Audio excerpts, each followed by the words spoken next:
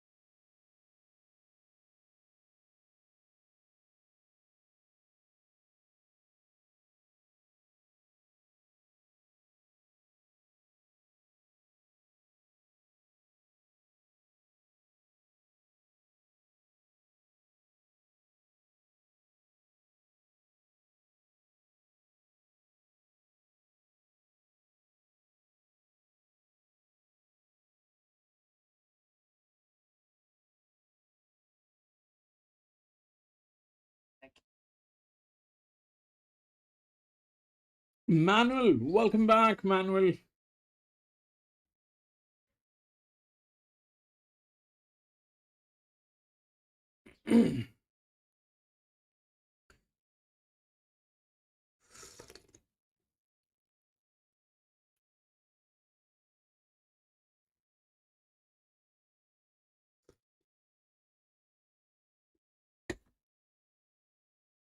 Manuel, 2 race win, 5. Where?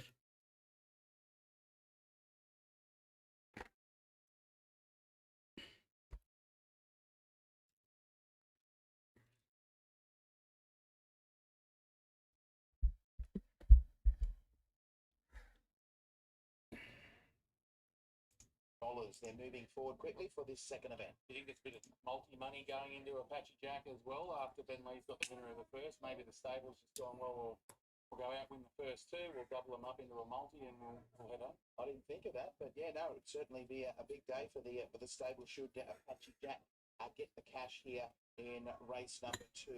We've got, what is it, probably 5 runners locked away and about half the field left to be loaded here for the second event as we head to Cole Hodges. Race. Now here comes Sly Witness coming up to its gate, locally claimed by Kieran Hazelton. And this is over 1,600 metres. They come out of the chute and only run about 40, 50 metres before they link up at the course proper. So Sly Witness coming forward now. Warm Glow is set. Kuroshinzo, the jockey, is out of the saddle. It'll be led up riderless. And the other one in the red and black coloured Bullish Dragon moves in beside it. The Warrior is still out. Moscow Luna is still away.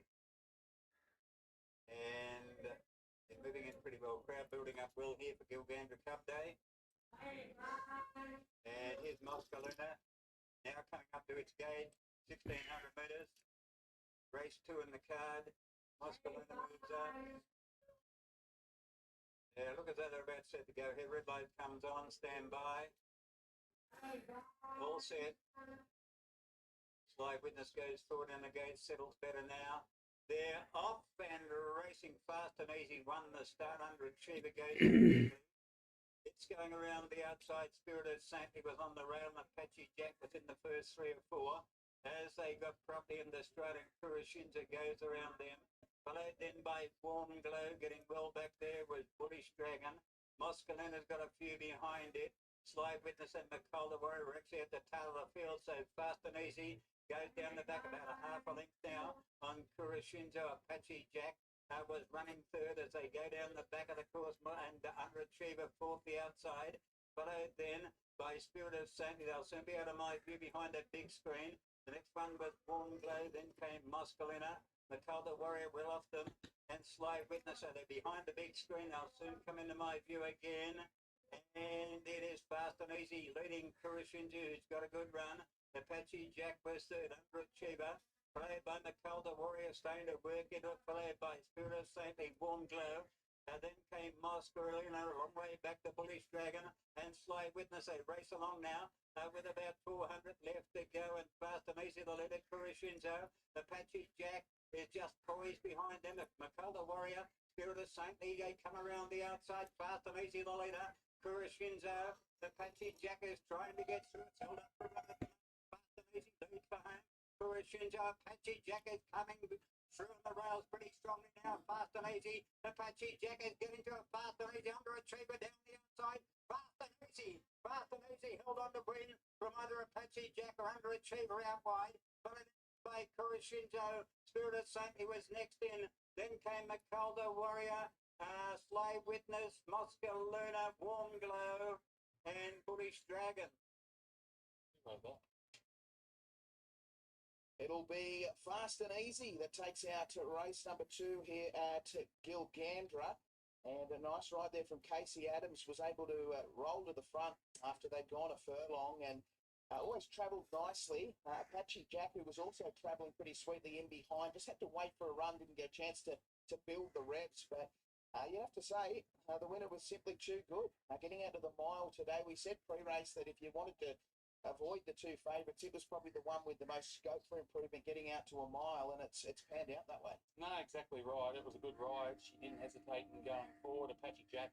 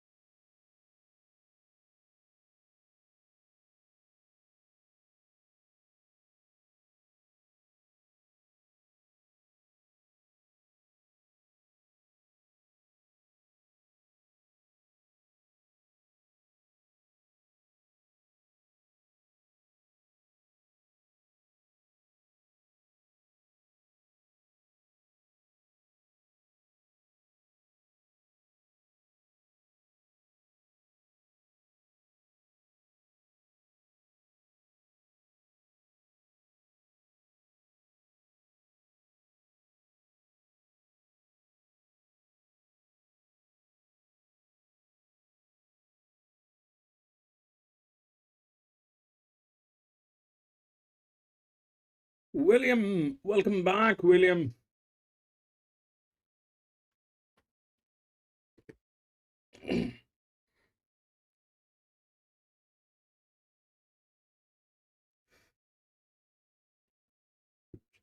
That 7 is with very, very bad people, but it is there. It's between 7 and 1 if I have to choose. Either I go with the people and judge.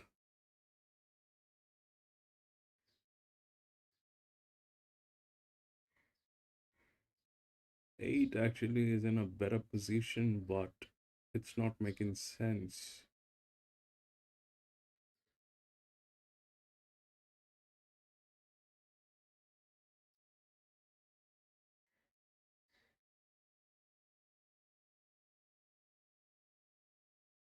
Next.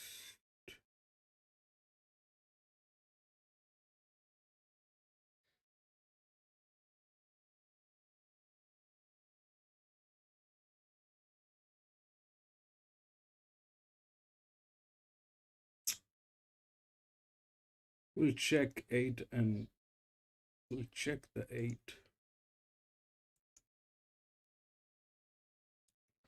Two is with the best handicapping. 2 should ideally win, but we'll check the 8.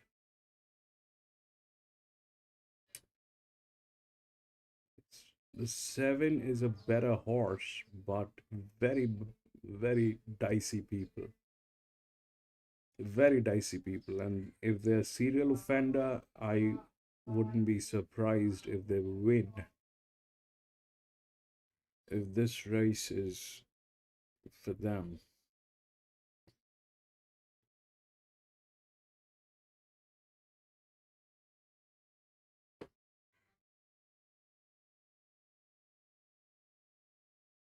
This probably is Lismore. We have not raced here in a very, very long time.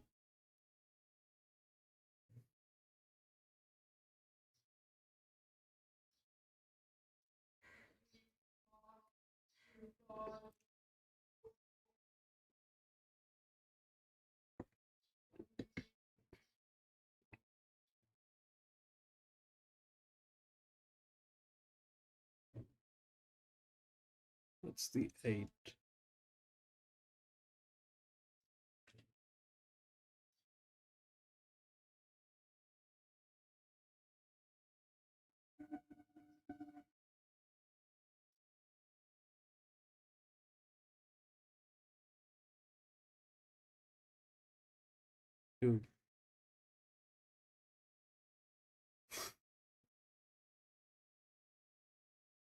8 makes more sense because it's within the rails.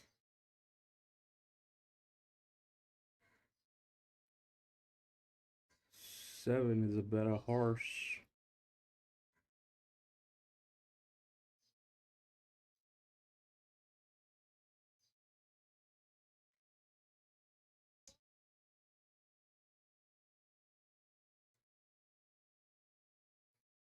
The 2 looks good, William. The 2 looks good. The 2 is with the best handicapping. The 2 is there.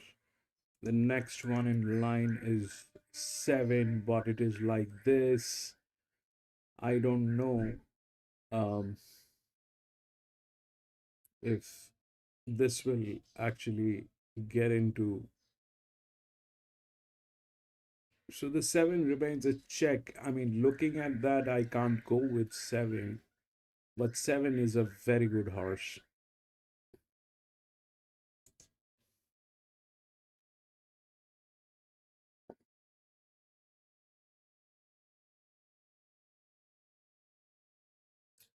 I'm going to be out for the first one. We'll see how they're playing. And the 2 should ideally, the 2 looks impeccable. The 2 should ideally win. The 5 has advantage. And that's more or less the kind of scene. But the problem is with 7. The 7 is a very good horse, but the people are absolutely disastrous. This is in a position to actually put this one into trouble, the 7. But I will not go with this looking at those numbers, because that's disastrous. Looking at those numbers, that's absolutely disastrous. So I will step out of this one because this might go very wrong, and we'll see how that plays. Grandma, Happy New Year, Grandma.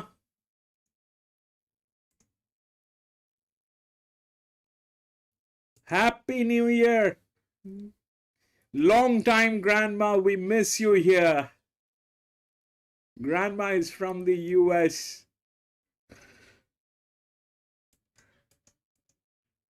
I don't know why it is not taken, but thank you, Grandma. Thank you for the donations. Thank you so much, Grandma. May God be with you for the entire year and all your wishes come true. Really? Which you're in the northern part, Grandma? You're in the northern part? I just hope you're not in Dakota. That place is.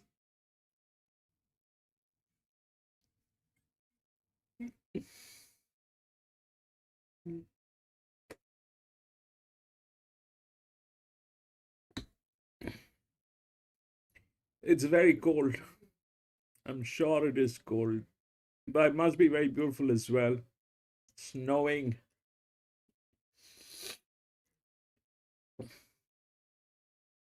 But after a long time, Grandma, thank you for being here. Thank you so much, Grandma.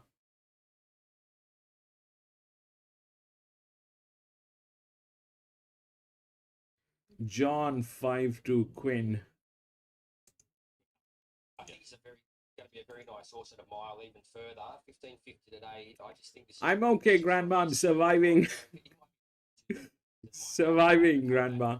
Yeah, I think you make a really good point. Obviously, Irish Gift's had 6 starts and hasn't managed to crack it for a win.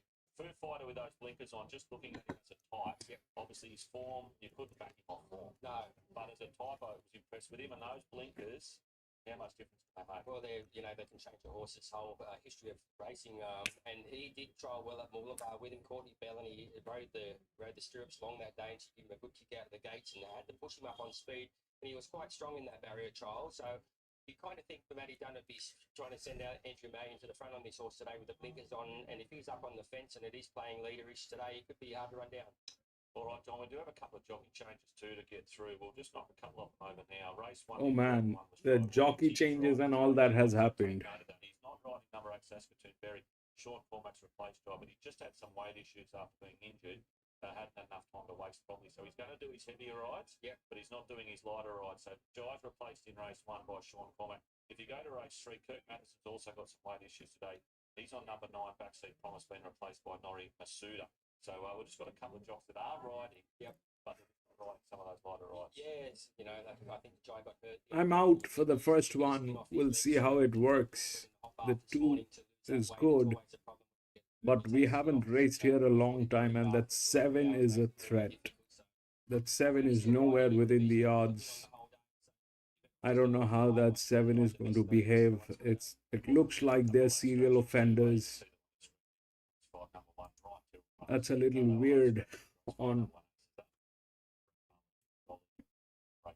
So there's our bookkeeping done, getting everything up to date. They're starting to load up well here, Johnny, for the first. And number 1, number 2, Church Rock will be our odds-on favourite, loading up really well. So let's head up to the call for race number 1. Church Rock walks up to an outside stall. Just about ready to run. Lagoon. Best backed late in betting. Racing.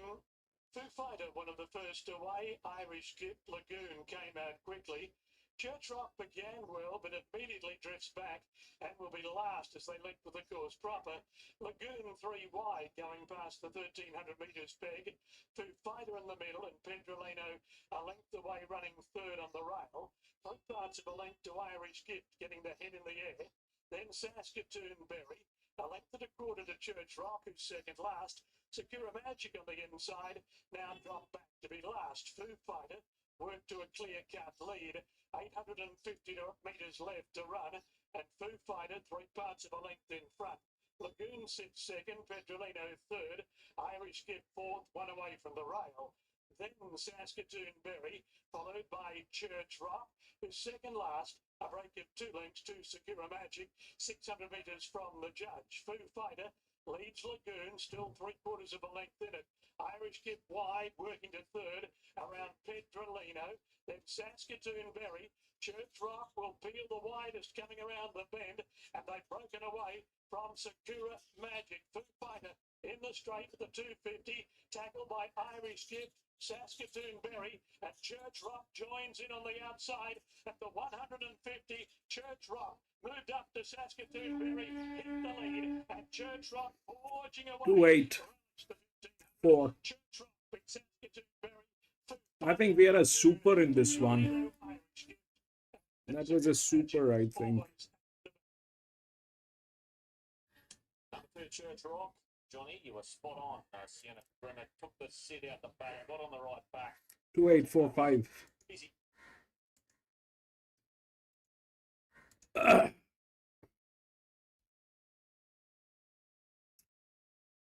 Super. The 7 actually was a disaster. 2-8-4-5.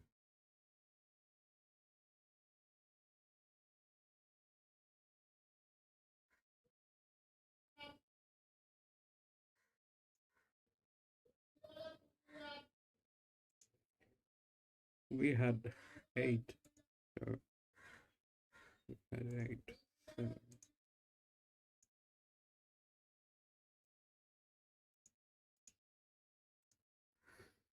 Two, 8, 4, 5. So that was okay. They played fair for the worst one. I was just nervous. I was just nervous.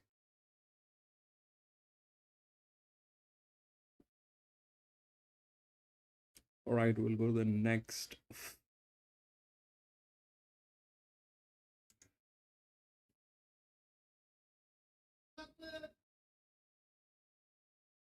Two, 7, 10, 12, and 15.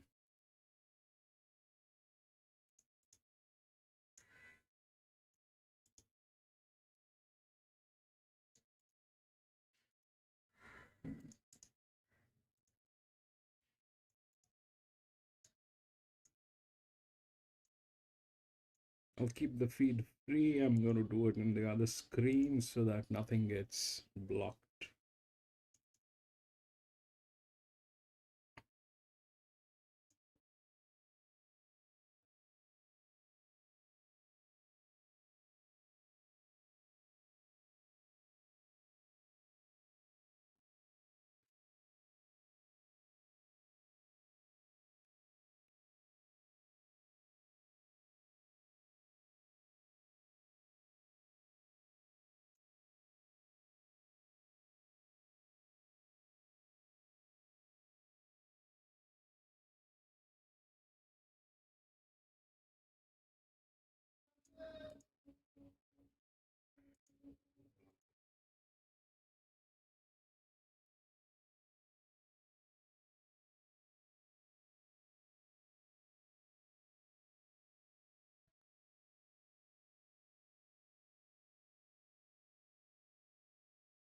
Mornington 6.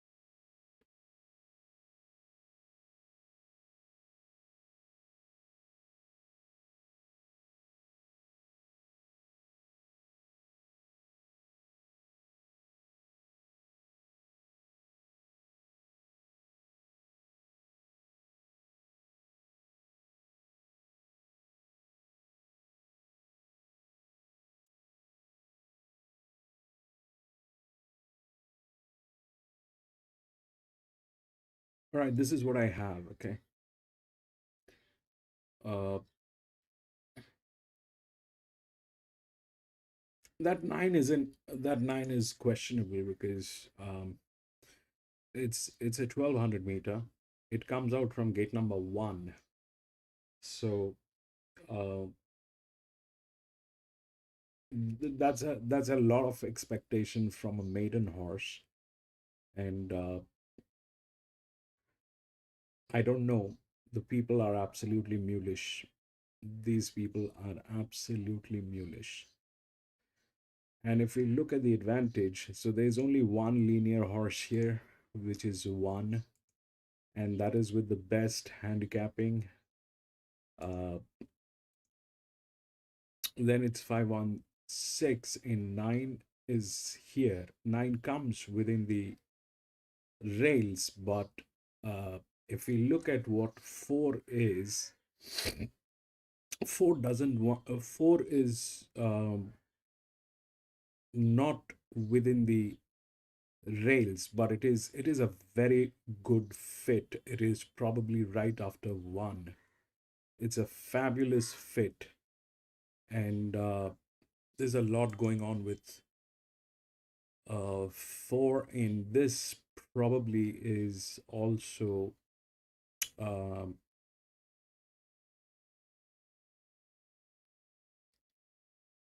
tailing gate here, so that makes a pack here. 7, 8, 9, 6, 7, 6, 7, 8, 9. That makes a pack. 9 as a maiden from the gate number 1 for a 1200 meter is a lot of pressure. That thing is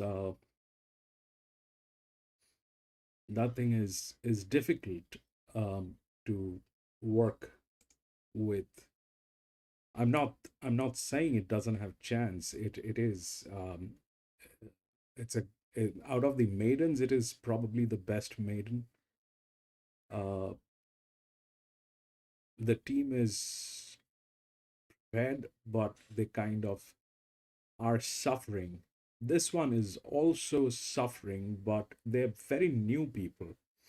They're not. These people are new, and this thing has been tested on this ground. Number 4 has been tested on this ground. So I, uh, if we look at the odds, that's 5691. 5 definitely has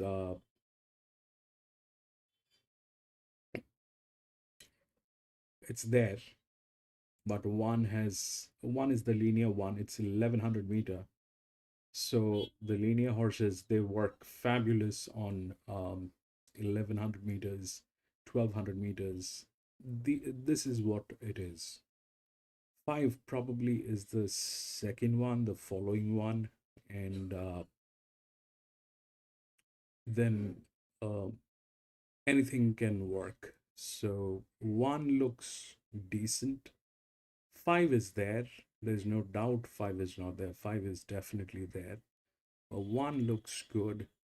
That 9 is a check. I do not know how this will work because these people are suffering. But this is a good maiden. It's not that it is not uh, a bad horse. The people are bad.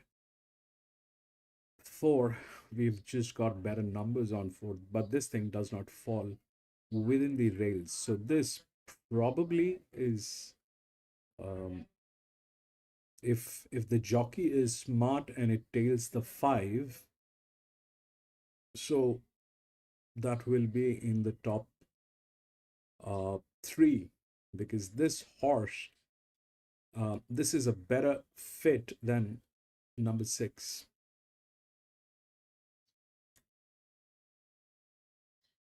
This is a better fit than number 6. So 6 probably is the last one.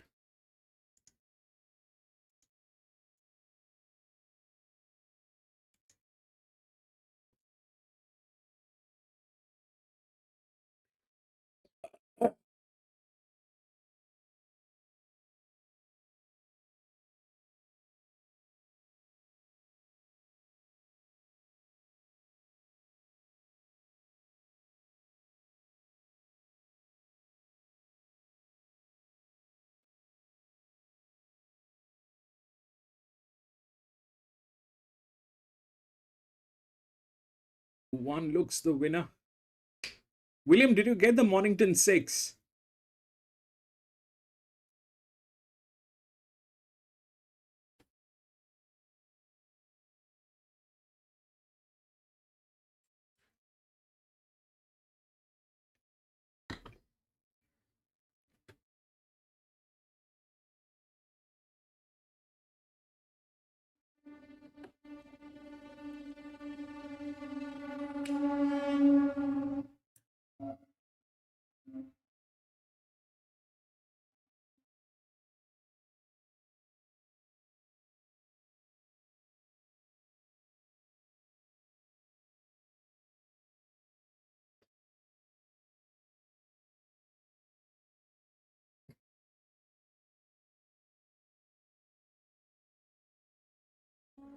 I think you've got it covered. Here's Collodges for race number 3. She's ridden a stack of winners. And she's still got a kilo and a half claim. Don't know how much longer that'll last. Now our city's gone in. They start in the home straight here. The Raju, the rider comes up to its gate. So we've got about 4 of them in here. The races so far run today. Sarah Blella won the first, ridden by Daniel Northey, and Fast and Easy won the second, written by Casey Adams, the Campbell trainer, Stuart Canham. Now, our city's in. John Coy Howdy goes up. Prefer the wink into line. Faraz gets set. Manor Road about to come in. Flying Jabawi's form's been very, very good of late. Wasn't beaten Farad Bogger last start. Anyway, the last of them about to move out, starting in the home straight here. And Ain't She Swell will be the last one in. On its best form, it really get those a tailing, but its last couple of runs have been a bit disappointing. Ain't She Swell? At her best though, she'd probably win this. Now Ain't She Swell being led forward now. Through the Winkers City. Right, the red light comes on, they're about to go here. Stand by. Red light. Off. And racing now. Prefer the Wink Manor Road. Both begin well. Ain't She Swell on the outside, going to be taken in behind runners to get closer over towards the fence. Don Coy Howdy will lead in the first turn, but Prefer the Wink goes up on its outside. Manor Road was very deep, then came ABR. The next one was Our City, followed then by Ain't She Swell. As they head down past the 1400, getting a fairway back then, was Farage, but they go down the back here, and Don Coy Howdy leads out by a length and 3/4. Manor Road ran the second, followed by Prefer the Wink, then ABR, Our City, 2.5 back to Ain't She Swell, then Flying Jabawi, and Farage is last. So Don Coyote will be taken on by Manor Road now. Halfway down the back straight, they're up by 3 lengths to Prefer the Wink. Then comes ABR, Our City, with Ain't She Swell getting through along the inside.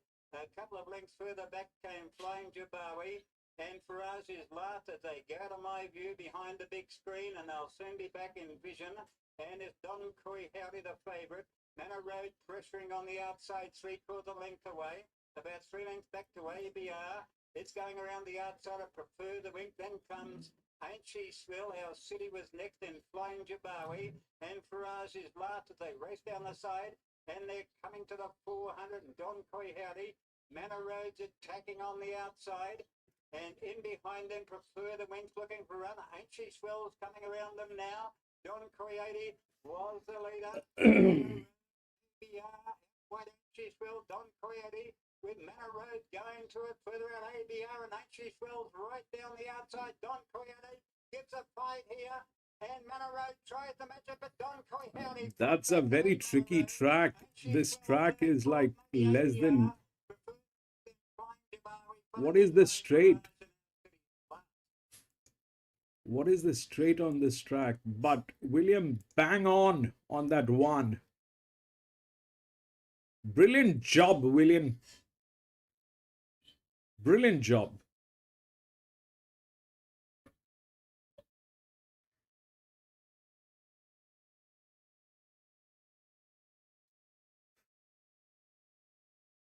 This one is a very tricky track. The straight is like less than 300, I think.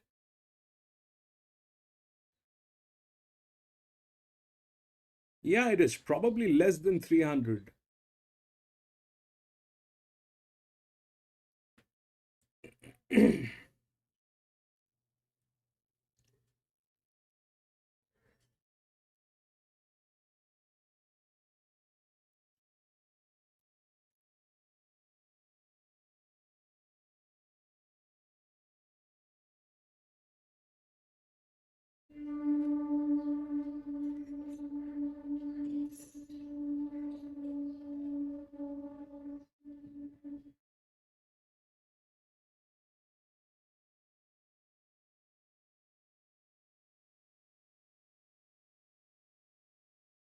Manuel had 143 super factor 1438.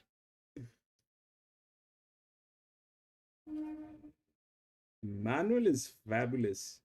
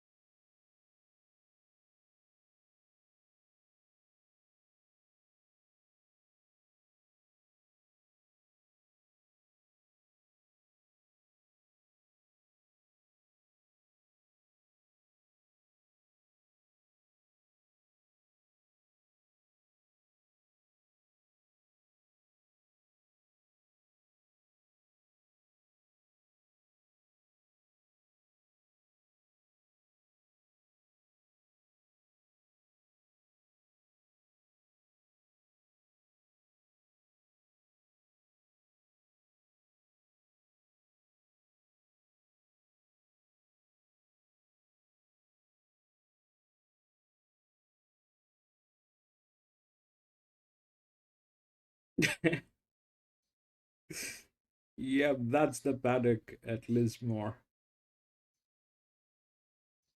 Yeah, I think they give it a bit of a test out.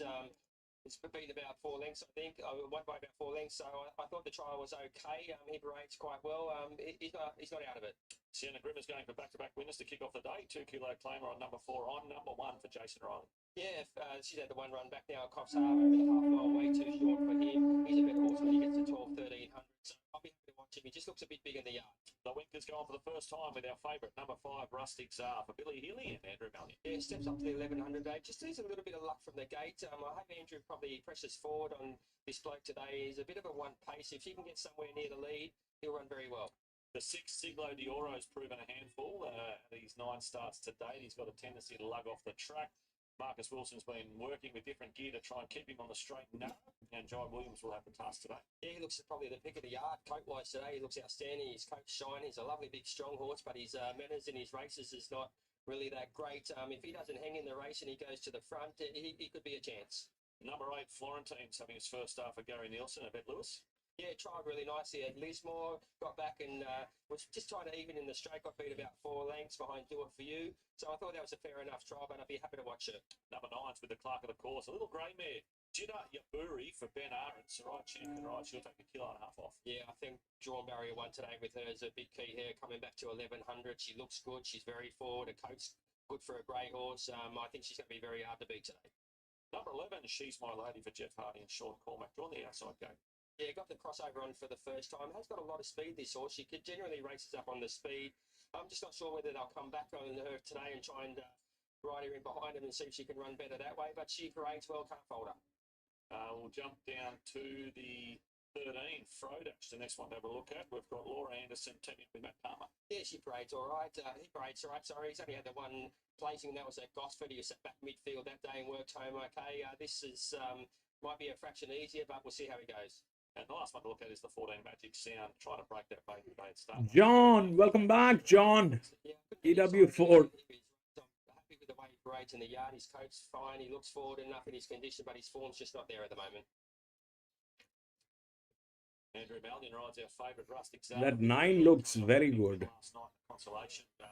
But it's a 1200 meter. Generally, greys are not meant for 1200, 1100. These are not the distances for the greys. Just before about this ride and a couple of his other big rides today. Andrew, you jump on this horse for the first time. I thought his run at Ballina was okay the other day. Do you think stepping up 1100's ideal for him? Yeah, definitely looks like the extra distance he'll appreciate. To travel well and behind the lead for Ballina the other day, and they just kept running at their top, and he wasn't able to pick him up. Maybe over 1100, he's able to just travel that that little bit longer. He might just show that turn of foot that he's shown at home. Rates 3, you're right. Groovy day, blinkers on, barrier 1. Looks pretty good, doesn't it? Yeah, I think she gets a chance. She does have to lump a fair bit of weight. She's only a little horse, but she's got a big heart. She always tries very hard. She's definitely gonna look the winner at some stage. If she can carry the grandstand and beat him, that's going to be obviously quite a nice win for her because she's not a very big filly. Race 6, you're right, for Blake Ron. She just got a little bit tired first up at Doomben. Yeah, I thought her run was good, especially sort of dropping right back in class, coming from Metropolitan Racing back to Lismore. She looks to get her chance in a much easier race, and she's obviously been more improved with that outing as well. Looks like to right her. When she won her maiden at Doomben, Robbie Dolan rode her back quiet that day. A couple of runs she's been up on speed. Do you think she's probably better off ridden quiet? Probably, but being Lismore, you probably can't be too far back. Probably have to find that middle ground and ride her. Where you're obviously not going to be able to take away her finish, but she's going to be able to travel to ride her to be most effective without setting her a task. Okay, good luck. Good on you, Johnny. All right, time for the late mail, John. Race number 2 here at Lismore. I've gone 9, 1, 5, and 6. I'll stick with Ori on top. A little mare. She's going to have to use that inside gate. She's going to have to show some speed. We saw it at trials. We saw it at the debut at the Gold Coast in what should be a really strong mate. That was a $40,000 mate that night on their big feature first night race meeting. So you'd like to think there's some depth there. And I think the point you made, she kicked off at 1200. And I remember when I tipped her that night, I'm thinking, I wish it was 1011. So today, she's back to the which I really like, because she'll be able to use that speed. Hopefully, just hang on. But a couple of horses chasing. The one Corvallis is going to be hard to beat. 11 starts for 8 placings. Rustic's number 5. This was a really good parade for this horse because he has had a few issues just pre-race in the past. But he looked to be on his best behaviour today. The Winker's gone for the first time. And I would be surprised if he could have that today and see the real Rustic's are. So he's the horse I'm most worried about. And number 6, Siglo Dioro, has been backed, which you've got to respect because he's a good type. He's just got a few issues as far as laying out under pressure. And Marcus Wilson's been trying to sort that out. So an interesting little race, this one, 9, 1, 5, and 6. Yeah, I'm 9, 5, 1, 6. And I just noticed Soraya Champion's got off the Jinder Barori there behind the gates and now with the pony. But I just thought her Gold Coast run was excellent. She was up on speed. She got flattened about the 200, took a wind out of her. I think coming back to 1100 with the claim drawn barrier 1, I think she gets a chance to win today. The 5 in Rustic's he steps up to the 1100 for the first time this preparation. I thought he was a bit weak last preparation. He's probably strengthened up a lot from that. He paraded very well. He draws a little bit of an awkward gate. He just needs a little bit of luck from there. If he gets in somewhere, he'll be running a very big race. Corvallis, he always runs good. He looks good in the yard. He's just been a bit unlucky not to win a race his last couple of starts. So hopefully from barrier 7, Matty McGowan gets a good run on him and he could run well. And I threw in the 6 there, Siglo Dioro. Probably be the likely leader, and if he doesn't run off the track around the home corner, he might give him a bit decent shake. 9, 5, 1, and 6. Righto, John, thanks for that. You can see with your tap fluctuations there, Rustic's favourite is clearly the best backed. They're from $2.25 now into red odds at $1.95. So there's your favourite. Number 6, second best back, Siglo Dioro. They've had a crack at this one today, John. $5 into $4.20. Obviously a good type, blessed with a lot of speed. And the potential and abilities there, we've seen at the trials. Yeah. We just haven't seen it under race conditions. Similar story, I suppose, to our tip, due to Biori.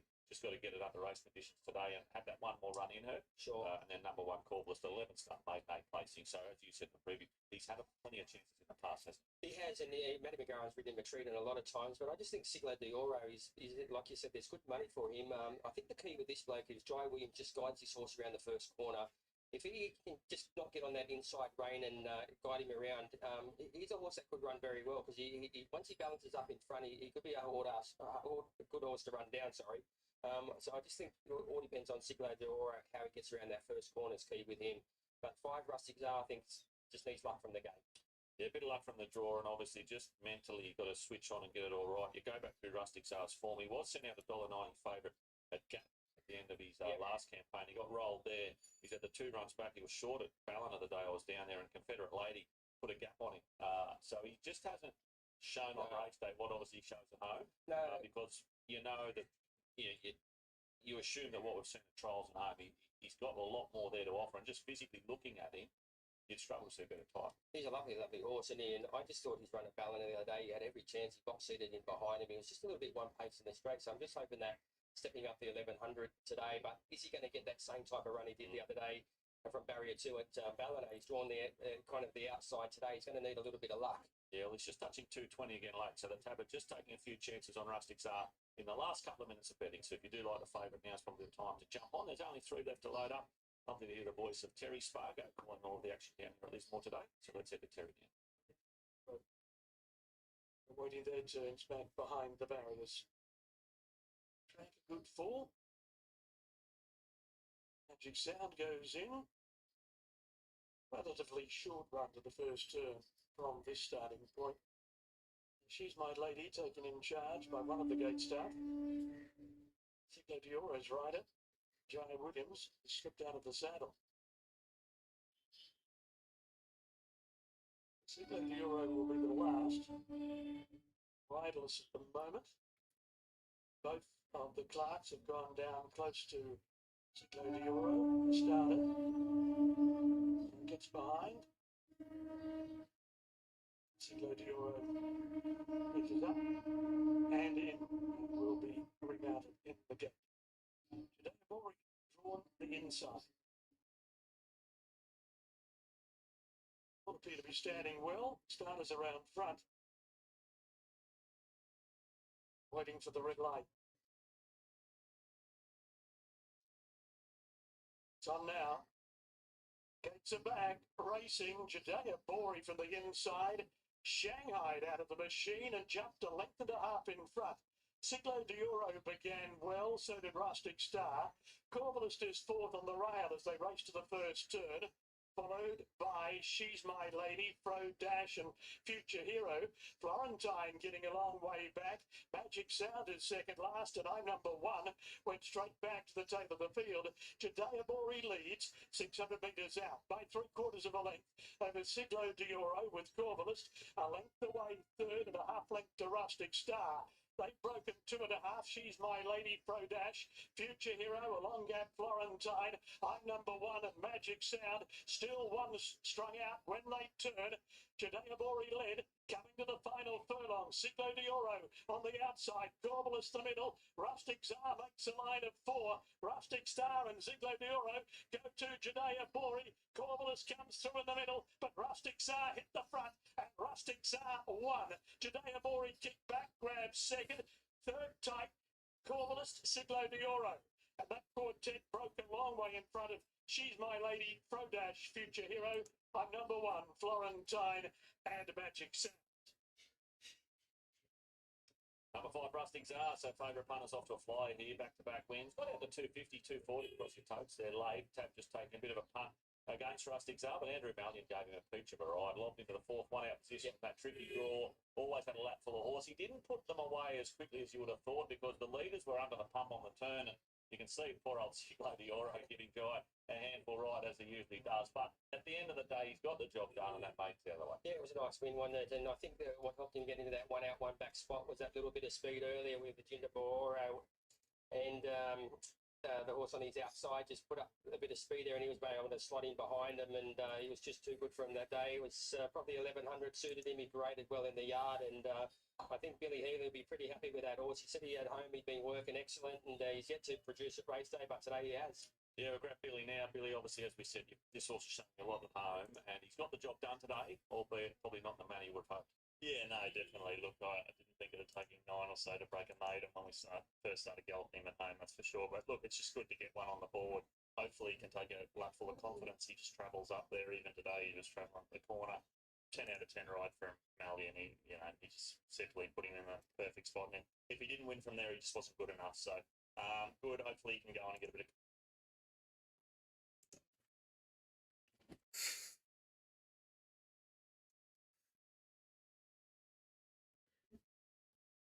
So that 9 did come in.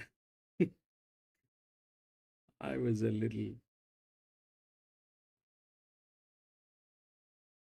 That was the best, actually.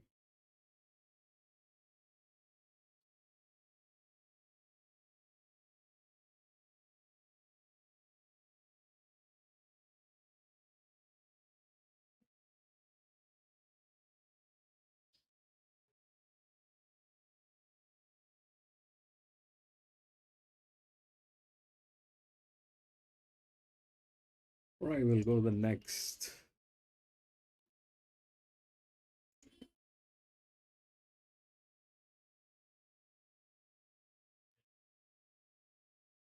Two has been scratched.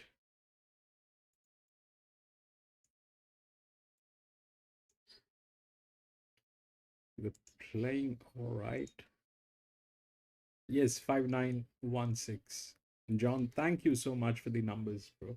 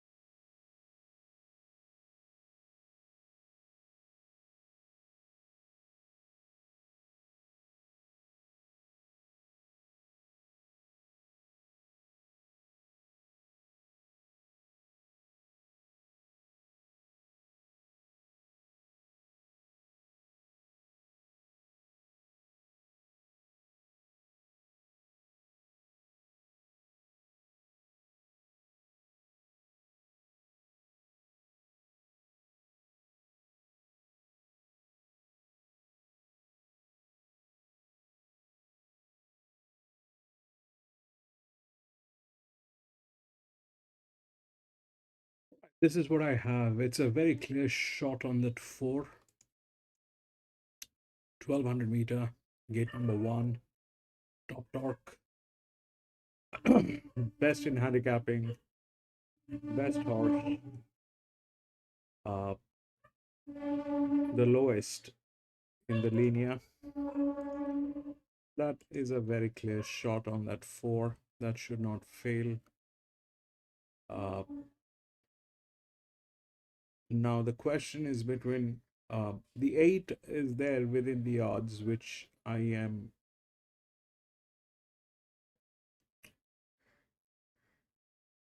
not sure.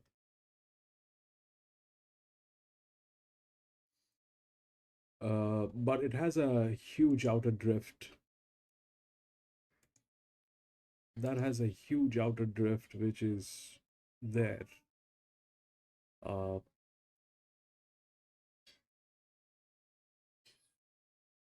but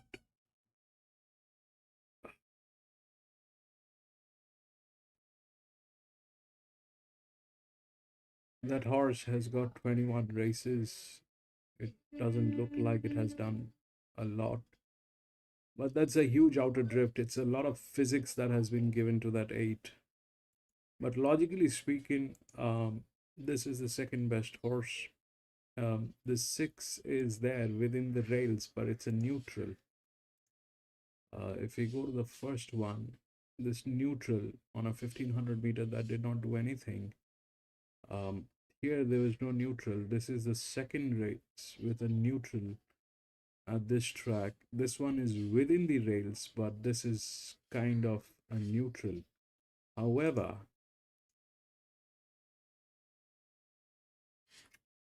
it's got some strong advantage. So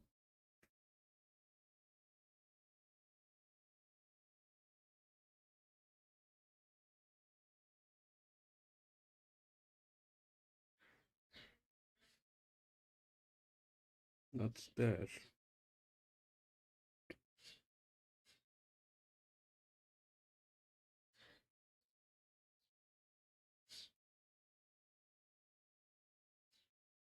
Just hoping that we can settle a little bit closer to speed. And I put in 4, which is written by choice, the market mover. Just getting out of touch late in the piece to $7 after an improved effort last start at Dubbo went second behind needing attention. 1, 6, 11 and 4. You weren't planning on watching the cricket tomorrow at all, were you? Well, these days, it's very rare for a test match to go 5 days, isn't it, let alone 4? No, well, Australia's won. 4 for 162, Travis had 34, Bo Webster 39.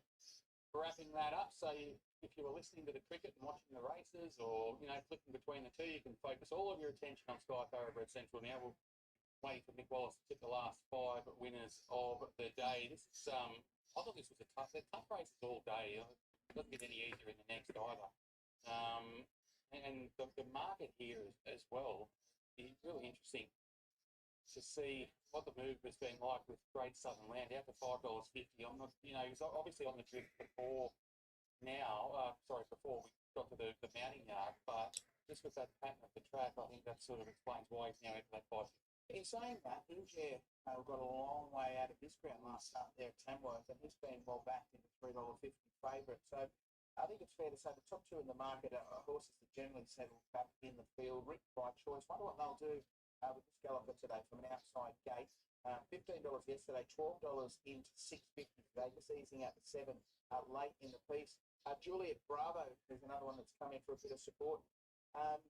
She raced on speed here at Gilgandra last start when finishing second behind Miss Pierre off an outside gate. So I think that's why the money would be coming for her late in the piece. She's now $10 into $6.50 plus Cole's tipped up.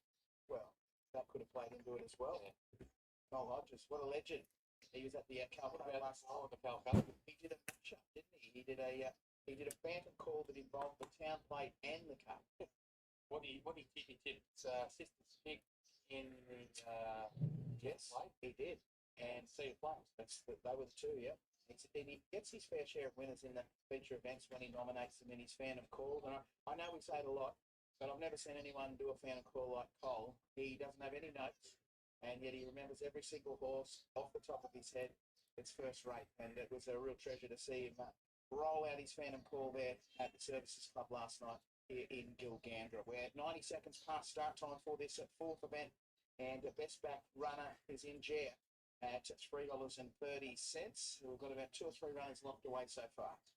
Yeah, no, exactly right. Only a couple, few left to load there. Only a couple in the gates. Look like Source Dragon. No, sorry, not Source Dragon. Rebel Flyer was just playing up going into the gates, but looks like they've got it there now. 10, 1, 8, and 3. My number's yours, Mick.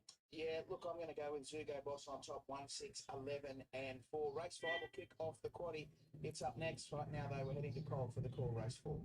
Away in the straight, 1 by 3 lengths. Great Southern Land ran home pretty well in that race, and it does have a few admirers here today. Great Southern Land, and in there, the 2 from the Clinton Underhome stable, those blue and white colours, namely written by Choice, and What a Statement. So What a Statement's coming up now. What a Statement is written by Zoe Hunt. He's a apprentice to Clinton Underhome, and written by Choice is written by Nick Haven. The back drawn very wide. So it looks as though the last of them might be about in here. I think they might be about set to go here. I think they'll be, yes, they're all in. Stand by. All set here. Stand by. Racing now. Juliet Bravo, White Barrier begin pretty quickly. Rebel Flower is going up, might lead. Fun in Texas is also showing plenty of early dation. Brandy Wine through along the rails in Jer. Was a bit about followed then by What a Statement, and then came Love Ain't Free, getting a fair way back as they go down the back. The Great Southern Land was next to break back then to Zugo Boss, and they go out of my view now, and there's a couple back behind that one now. They're coming into my view now. Written by Choice is a long way back there with Poland's. So they're on the side, and Juliet Bravo led now. Rebel Fly was second, and coming around them pretty quickly there. Was What a Statement, and then behind them was Fun in Texas, followed then by Great Southern Land, who's a fair way back in Jer, is flooded up between runners. Calgary wide on the track with Zugo Boss, written by Choice. Poland's a long way back with Love Ain't Free. Juliet Bravo, tackled by Rebel Flower as they raced up to the home turn. On the outside, What a Statement joining in. Here comes Injer, it's got under the clear. Fun in Texas down the outside. Injer is coming after Juliet Bravo. Injer race the lead, and Injer goes home to win. Gee, written by Choice, flexed up to be in the photos for second with Juliet Bravo. Out wide there was Fun in Texas. What a Statement was close up. Love Ain't Free, the first starter, ran a pretty good race. Back and behind the Rebel Flow. Long way back there was Zugo Boss, and it's back there in company with Poland's. Best back runner in Jer, trained by Gavin Groff, has come with a well-timed run and taken out race number 4 here at Gilgandra. Lovely ride by Michaela Weir. Put the riding on the wall with an eye-catching run there at Tamworth last start over the 1,200 metres, coming from near last to finish 4th behind at Peninsula, beaten just over a length. We've seen in the first 3 races here today that it was a little bit of an advantage to be on speed. They went so quick there. Injer presented at the right time and has gone on for a nice victory. The 6-year-old by Wanjana, having his 13th start in a race today, has notched up his first victory, and that'll give him plenty of confidence. I wouldn't be surprised now if he started to work his way through the grades, particularly if he can get on a bigger track and step up a little bit in distance. Don't know if Gavin Gross here today. Yes, he is, I'm being told, so hopefully we can. So we need to check the 8, which is there, and we need to check the 6, 8 and 6. 6 is a neutral within the rails.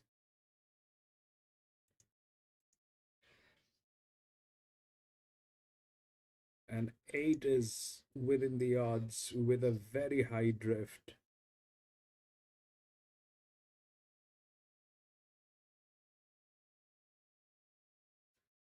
But 4, on papers, it looks like 4 is unbeatable. if that 4 doesn't get, but this is probably the third race, so they've given favorites in the first two. The first two they've given in the favorite. This is the third one, and that 4 is the favorite. It's a very strong favorite. So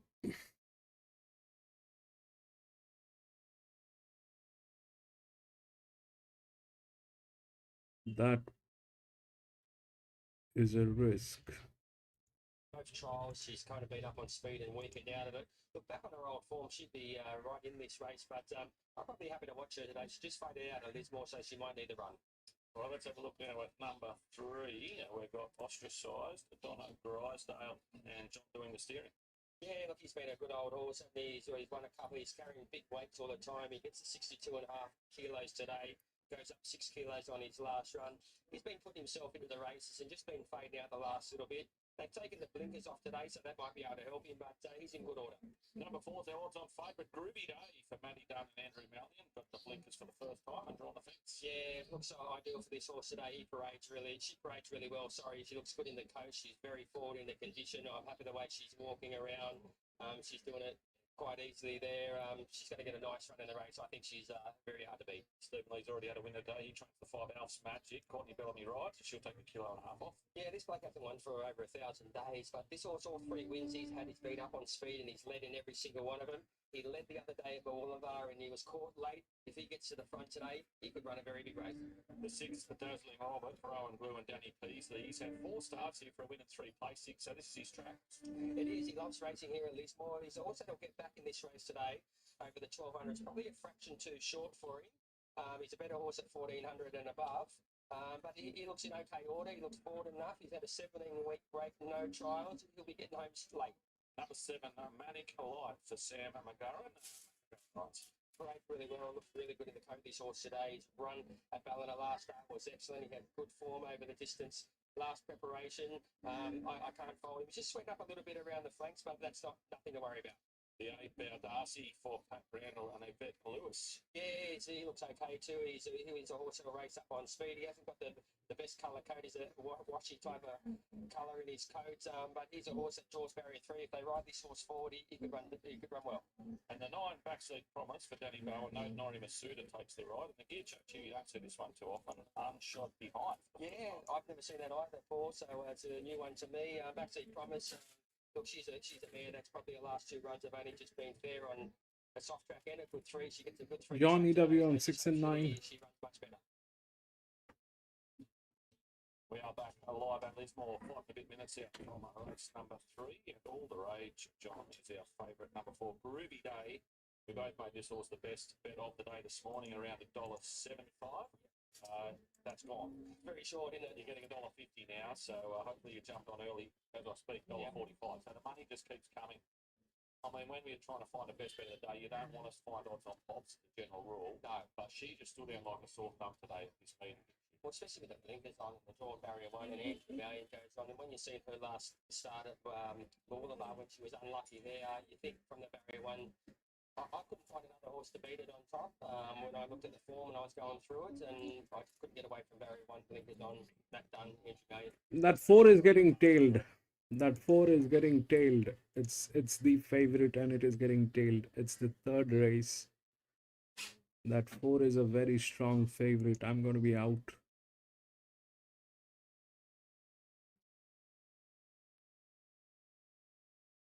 So Bet Lewis pushes his horse from barrier 3, puts him up on the speed. He's raced well at the distance before. I think he could run really well. The 70 Manic Light, he was probably the pick of the yard outside of Groovy Day. He paraded really well this horse. He looked really good in the coat. And he has run well on good tracks in the past, so I expect him to run very well. And the 3 in Ostracised, he's got to carry the big weight of 62.5 kilos, which is always hard. But he's a horse that won't race far off the speed, and he has been running well in his last 4 or 5 runs. 4, 8, 7, 3. Yeah, I went 4, 7, 5, and 6. I'm pretty happy with those top 3 numbers. Obviously, Groovy Day has been backed off the map now into a short of $1.35. So we're almost Winks-like odds now for Groovy Day. She's no Winks, but hopefully she's too good for this live, and she certainly looks that way on paper.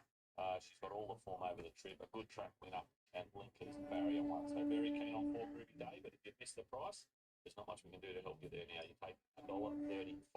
Maybe the 7 Manic Light. We both seem to fancy this horse. Maybe you can look at starting from Cornella's Exactas if you want to try and make some money out of the race. Certainly Manic Light was a good parade coming off that first up run. This 4 was the actual clear shot, but it is getting tailed. Magic doesn't turn it off, but he paraded nicely. I've got him in third to 5. And look, I've got the 6 there for fourth, but just looking at him in the trial, he's got very good form here at Lismore, but I just thought looking at him, he was going to really need this run and probably improve. Yeah, I agree with you, doesn't he, Rob? He's a horse that likes to run over 1,300 up to the mile, and he races really well up on speed. Over those distances on heavy tracks as well. But like you said, he was a bit big in the yard, but he's always probably could get home fresh and line okay. But I just can't go past her every day. She just looks too good for him here, doesn't she? And Manic Light Parade is probably the equally as good as as Groovy Day. I just don't know where Maddie's going to get from barrier 8 on there, whether he pushes her right forward and tries to put her up outside the leader and not give Groovy Day too much start. Well, just a quick here, John. This morning, Groovy Day, $1.85 official opening price with tab. $1.75 when we did the preview. I remember we were thinking then, we had tipping shorties, but this does look like the good thing of the day. And now he's sitting there with $1.40 on offer, and the punters have just loaded up here. Well, it's probably not a good price for people that are having a dollar each way on a horse or a dollar to win. You know, maybe those guys that are betting a bit bigger might, you know, just have 1,000 on and get the 400 in their kit, but that's probably the only value for those type of punters every day at those odds anyway. Well, there's obviously been big bets because they don't turn up from $1.75 to $1.40 off nothing. And as you said, John, there just hasn't been anything that punters can sort of fall back on as your backup plan. As we said, Manic Light maybe, Alf's Magic for them or a place chance. There has been a sprinkling of money for Bo Darcy. I think he made the point this will probably go forward today under a Bet Lewis and at least put himself there. Well, he's raced up on speed over the 1,400 and 1,300 in the past. So from barrier 3, in this type of race, you probably think he'd probably just sit outside Groovy Day, maybe Bo Darcy, and he could run well, but I could put him in front of Groovy Day. Now, speaking of Matty Dunn, who's got the favourite here, did you happen to see the 2-year-old race there yesterday? I think it was the first or second. Toxic, welcome back. Full of a ride. I think it's Talk to Be Sure, or Let's Talk to Be Sure. Something talk. Yeah, talk. And he was he qualified for the Magic Moons by running second, albeit he may have even pulled Nash's shoulder out. It was Nash couldn't ride much later in the day after that. It was a funny day there yesterday. There was a few jockey changes and a few got sick and a few overweights. And a lot of jockey changes. And Nash, obviously, I think he rode the next race, but he came off that horse before the race and saw the ambulance behind the gates, punched the third horse around, and then that was the end of his day. So, interestingly, Let's Talk to Be Sure, the stewards have said he has to trial if he's going to run the Magic Moons on Saturday because he was so unruly. They're not going to have much time between Saturday and Saturday to get a trial into him. So, Matty Dunn, if we get a chance to chat with him, we might try and find out what the latest is. Yeah, it's going to be a bit difficult. He's only got a couple of days now to with the trial, and he wouldn't want to have a hard trial either going into that type of race. He'd want to have an easy trial. So, the stewards probably want to see the horse do its best in the trial to see if it's still hanging. I never knew the horse done that in the past, so whether it was just having an off day or not the last night at the Sunshine Coast. Well, he'd always train his head up at the trials. We knew he was a handful, but yesterday was next level. And it was at the stage, I think he should have made the right call. I think you have to see this horse trial, otherwise he could have been a bit of a in a big good like. All right, they've laid up with it. Belts Magic walks into the line and Golden Gate Dobbins up in the air. On his toes, Golden Gate is loaded with the aid of a barrier blanket. Down now by the looks of things. Golden Gate, Groovy Day blanket for the first time, jumping from the inside spin. Fine-tuning the line. Still it's the blue light blinking, no red light yet. Need attention being paid behind the gates. So dark look to move then.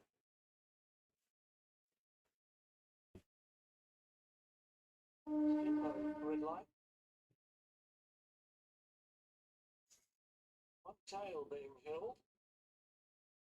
Still plenty of attention being paid to the back of the barrier stalls.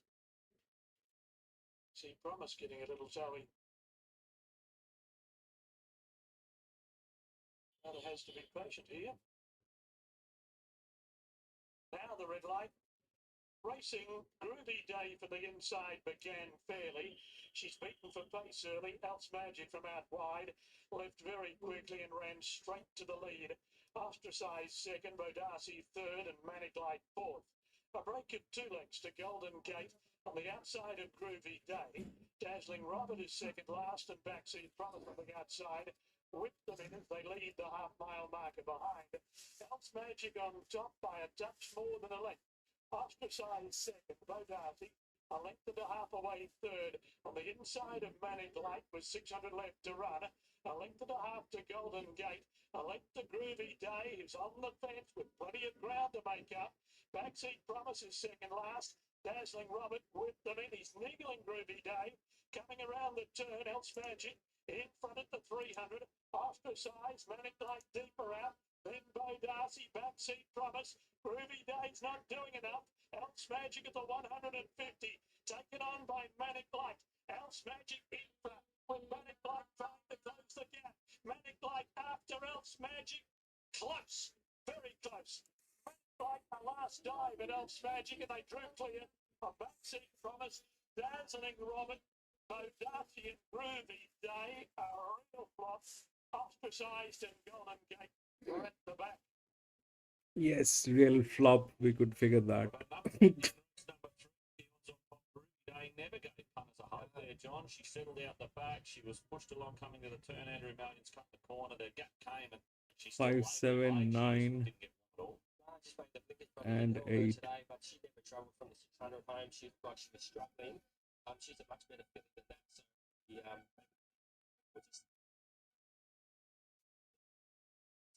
Magic, he's had 3 wins now, 4 wins today. He's led in all 4 of them. He hasn't been able to lead in. Yes, 5, 7, 9, and 8.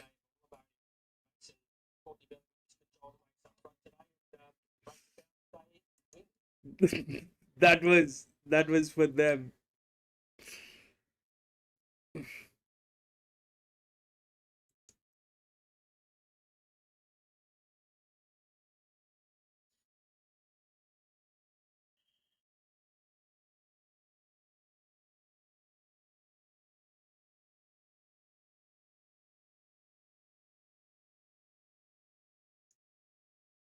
Five, 7, 9, and 8.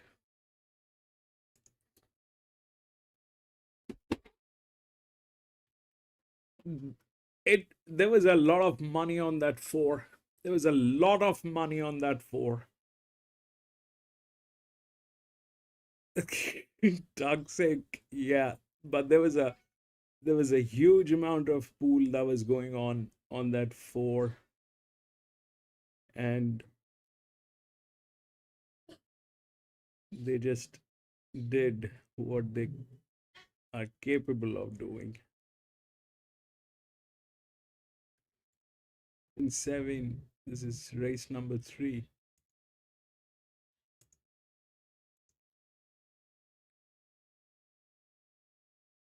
Five, 7, 9, and 8. 5, 7 was within the gates. 9 was the other one. 4.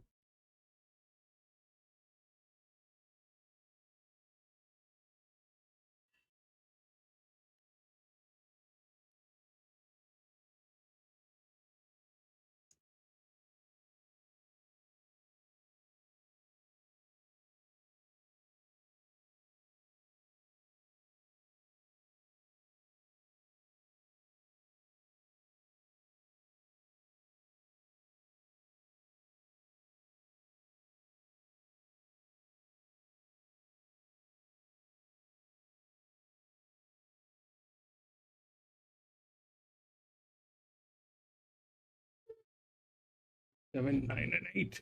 All right, we'll go to the next. We'll see what's going on.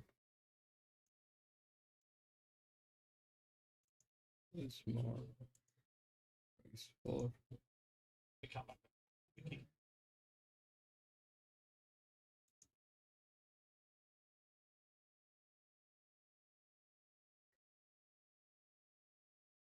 Huge scratching. 1, 2, 5, 8.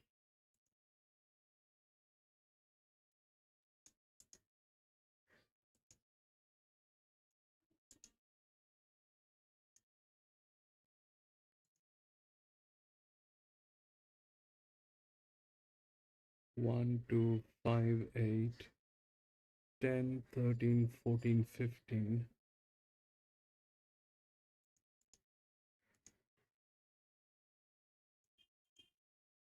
Delete.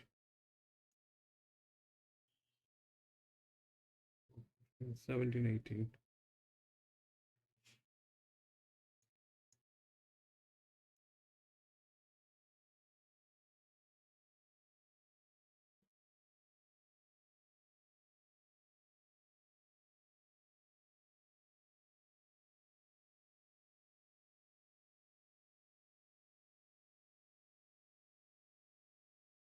Ascot!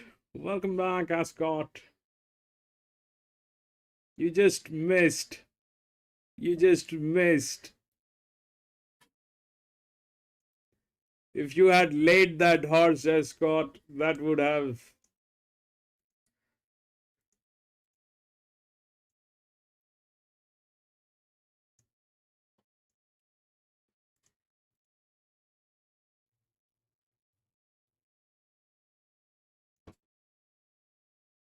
Yes, just the previous race, just the one before.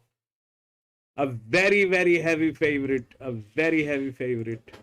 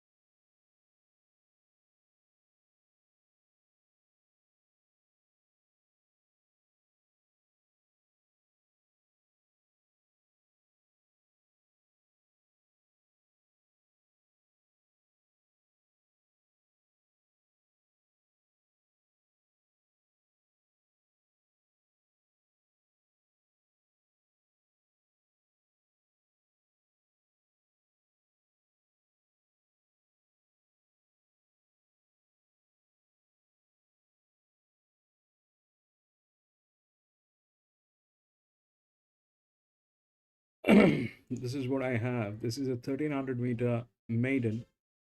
That 11 looks good from gate number 1. It's a top torque, best in class body balance. This is there. The 11 is there. All right. Now they're talking about the 7. 7 is a neutral one, which is there within the rails. But the one which is the best maiden in this one is 9. Probably they're the best hands. That's 133 by 14. This is 4 is 125 by 11. So this is the best hand, and they kind of rhyming gates. This one and this one. The 12s within there. These two are very good horse. 7 is a good one, but it's a neutral.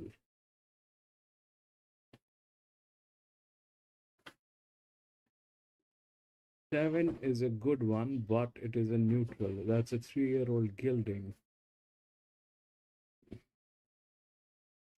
1300 meter. That's 7 and 8, 1 and 2. This is the best hand.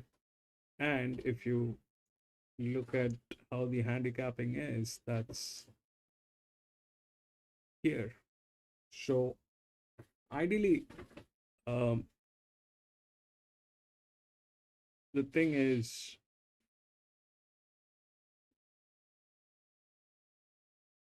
it's a maiden.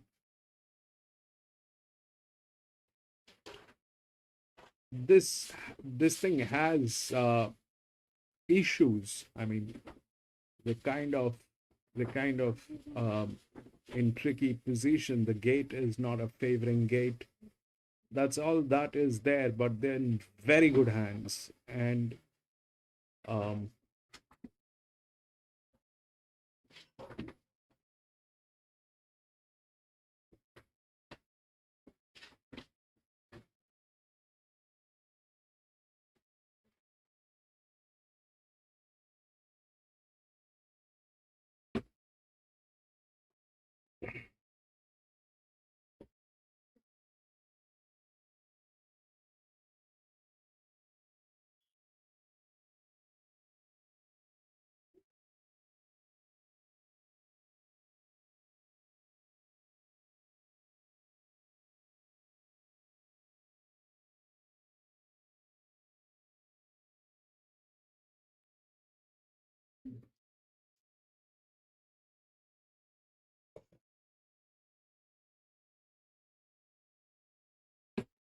Hong Kong is racing today.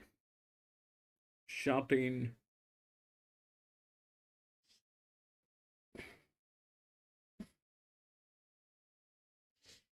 We'll take a look at what's happening at Hong Kong as well.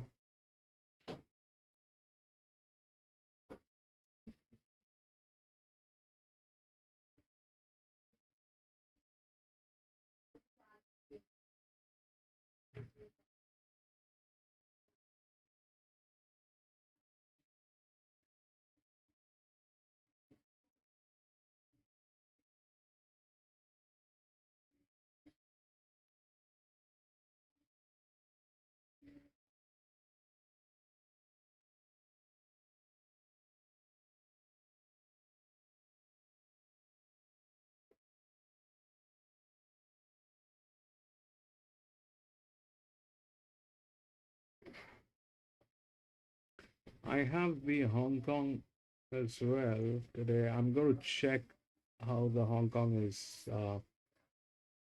working.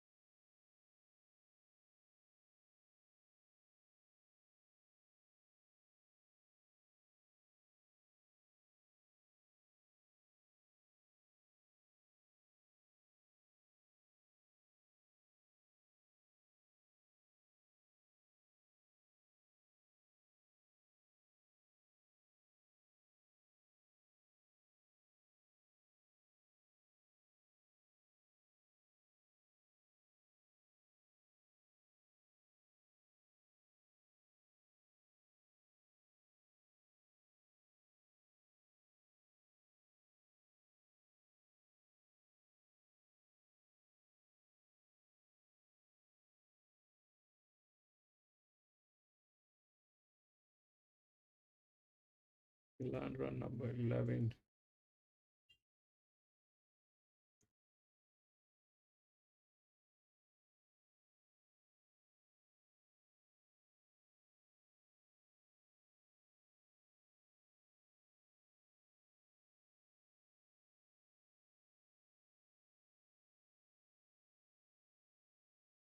One and 8 exact. He's been so good this preparation. For third, the 4, Charlie Magic, the little niggles, the 1200. But until they've tried it and failed, you don't know that they don't get it. So you've got to bang on what he's done so far in his career and suggest that he's got enough ability to be competitive here. And for fourth, I'll put in the 5, which is his stablemate Press Forward. Another one for Brett Robb. Draws well, gets down in the weights after the claim for Lachelle Small. Just a little niggle. He's had 9 goes at the trip and hasn't broken through. And I think we both thought that he might be a 1,1400 metre horse. I think we both agree now that he's a 1,100 metre horse. He's topped at 1,200 today. Yeah, I think that's right. Brett Robb got a couple of good chances here, including Charlie Magic, who you've got in the mix here. Dave Ringland is in the ownership of this fellow, and he is for your trackside today. And I usually think that's a bit of a tip. Whenever he comes to the races to watch his horses, they invariably run well. Oh, of course. He's been plenty of times to see Gal go around, Gal and Star. And I don't think Charlie's a gallant star, but yeah, you're right. Usually when Ringers turns up, that's a little bit of a tip in itself. Late bar numbers, I'm going 1, 2, 13 and 5, putting Wandering Jack on top. He's just a lovely horse. I remember even before he won his maiden, I always had this strong feeling that he was going to win one and then go on and win a couple more. Well, he strung 2 together at the start of this preparation, and his last run was good at Bathurst. Went third behind Stupendo. I'll put him on top. 2 Stratified, this 4-year-old. So the 12 starts with 2 wins and 3 minor placings. led up there at Bathurst last start. Just got tired the last little bit. I beaten 2 lengths. I think the track suits. War Toy was one of a big price that might be worth a few gold coins each way. Was placed here last start behind Order of Merit. Yeah, exactly. I think not the worst in the race anyway. And Press Forward, who, as you touched on, probably better suited at 1100 metres, but can settle a little bit closer to the speed today out to the 6 furlong. So 1, 2, 13 and 5. And favourite is Wandering Jack. And when I was doing the form, I'm pretty sure Wandering Jack was on about the 3rd or 4th line of betting. So he's been quite popular today. He has indeed. He's into $3.40. You can see there. I'm just back out to $3.50 now. It was $5.50 when the markets first opened. The other one, Grande Bellezza, has been supported as well. It's in the second favourite at $4.80. I think that a really hard one to assess. Coming off winning a Bomb made. Went to Dubbo last time out in a benchmark 50 and won narrowly, and then turns up here today in a class 2 and having to take 480. I'm not necessarily saying she can't win, but it's not the most usual preparation you would find for this kind of race. Yeah, well, because she's a little bit of the unknown. I actually included her in the quaddie. We've got a good yardstick in Candid who finished second to Grande Bellezza there last time out. And I think we've got a pretty good handle on her ability. Candid was in this race, she'd probably be about a $15 chance, I suspect. So I think she needs to improve the 8 if she's going to win this. But she's 2 from 2 this preparation. Who's to say she can't keep improving? They're moving in quickly for this 5th event at Gilgandra. The first leg of the quaddie. Here's Kyle. 4 or 5 in the move in here. First leg of the Derby Double at Gilgandra. They race at Orange next Friday. Race followed by Debo on the 14th. Now, Arctic Panther, Charlie Magic is racing consistently up into its gates. Look at that car, Brook will be about the last one in. First leg of the quadrilla. Carbrook about to come forward. Stand by. Red lights on. 1200 metres. They're often racing and Cashmere Magic begin pretty well. Going up quickly with Grand Blitz and Certified White with Stand Up Burn across and Charlie Magic was up handy. Cashmere in is just getting back along the rails followed then. Outplayed by Carbrook who's making ground. Rewarding Bell, it's caught off the track. La Via Mia was down about 4 behind it. They're coming into my view again behind the big screen. War Toys a long way back, followed by Press Forward, and Hello Baby was masterful, so down the side they come, and Arctic Panther took up the running, a length and a half on Stratified, then came Charlie Magic, Grand Blackstone followed then by Wandering Jack, who's about to go forward for a long way back, Carbrook, Rewarding Bell very wide, followed by Cashmere in, War Toy, then Hello Baby, and Press Forward, Stratified, took the lead from Arctic Panther. Charlie Magic is coming home well. Wandering Jack was back behind them, was running the straight and Stratified. Got away from them. Running home was Charlie Magic, but Stratified bolts in. Stratified first. Charlie Magic will get second. Wandering Jack late on the seat might get third. It's in the photo there with Grand Bellezza. Close up with La Mia Via. War Toy was out wide, then Press Forward, followed by Arctic Panther. Cashmere in, Hello Baby, and Rewarding Bell. Stratified takes out race number 5 here at Gilgandra, 560.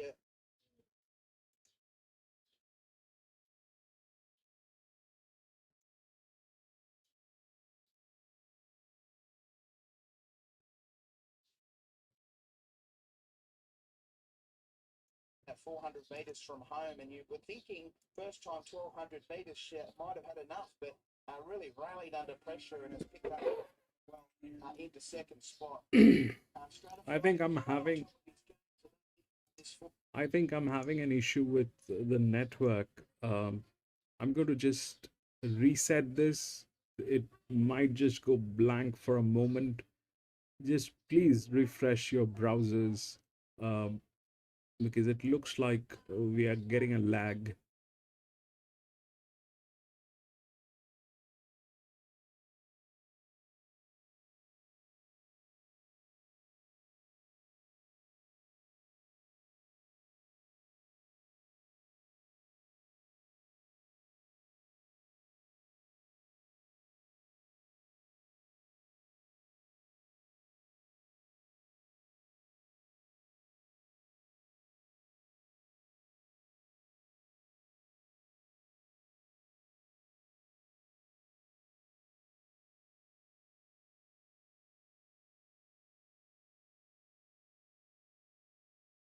No, Ascot, I'm facing a network issue today.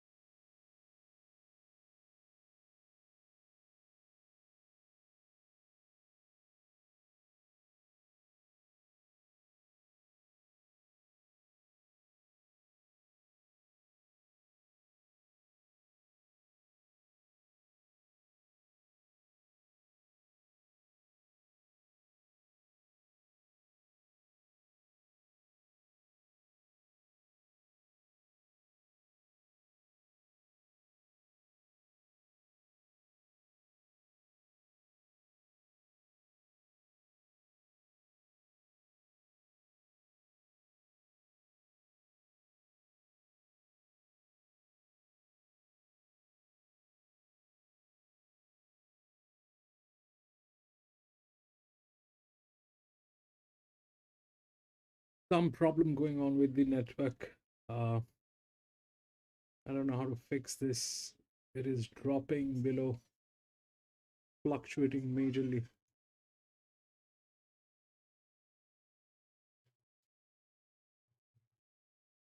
Anyway, we'll go to the next race.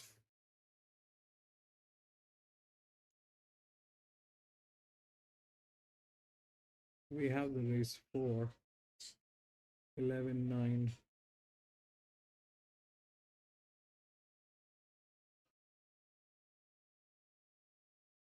Hit the line okay. He looks okay. Yeah, the Bleeders and Tunkai also going on first time there for the 12th. The last one I was about to look at is the 16 spot hole from Marcus Wilson and Luke Rolls. Went around 100 to 1 on paper. Yeah, couldn't get really excited with its last run. Can't fold it in the yard. Marcus has turned out in good order. Both trials were only just fair as well. I'm happy to watch her today. All right, thanks for that, John. We head into race number 4. As we said, this is the first leg of this afternoon's quaddie. So if you do want to play the quaddie, you better get that tab app out and start to plan, as we have 5 minutes until jump time. We discussed our quaddies earlier this morning, didn't we, John? I've had 64 combos. I think you knocked around 90 to 100, something around that mark. Mine was a little bit more expensive, but we basically ended up with the same numbers. Pretty much the same numbers. And obviously this first leg really focuses around those top 3 in the market. Yep. 11, 7 and 12. Now, speaking of that market, number 11, Aaron Sun, is in now to $1.75. So that has been the main mover. Monarch Express is probably just a touch easier than it was this morning at $3.60. And Aqua Tempo floating around that $4.80. well. So they're the big three, aren't they? Yeah, they are. I've got the numbers 11, 7, 12 and 3. I've gone with Amos Sun on top. I just thought her run at Gatton the other day was excellent. Done a lot of work earlier, as we've discussed. I think from barrier 1 today, she just gets a nice run in the race, and a very, very good jockey, Sean Cormack, will put her in the right spot. I think she gets a chance to win her maiden today. The 70 Monarch Express is a lovely big horse. I think stepping up to the 1300 is key for him. He should get a nice run from barrier 5, and he looks very, very good parading around the yard. Aqua Tempo, both fronts, this preparation has been quite good. I thought the Gold Coast run first up was excellent. She paraded quite good, gets the members on and tongue tie on for the first time. And the 3 in here's Mason. He's just a one pace who's at the 12 goes for no wins, 4 minor placings, but they pushed his horse forward. He could run well. 11, 7, 12 and 3. Good on you, John. No, I'm going with the 7, Monarch Express. I reckon he might knock his favourite over. He's just a cracking type. I saw him on debut at Ballina over 1,000. He got a mile back. He flew home. They sent him to Lismore. Last start, he was $6 behind Ferry Road. I thought he had race 1, but Ferry Road just stuck the head out right on the post. And hopefully that sort of experience will kick in today when he gets up in trip to the 1300. He certainly looks as though he's going to get every bit of 1300 and maybe further. He's by Alabama Express out of a Zabeel mare. So you'd like to think that distance is what he's after.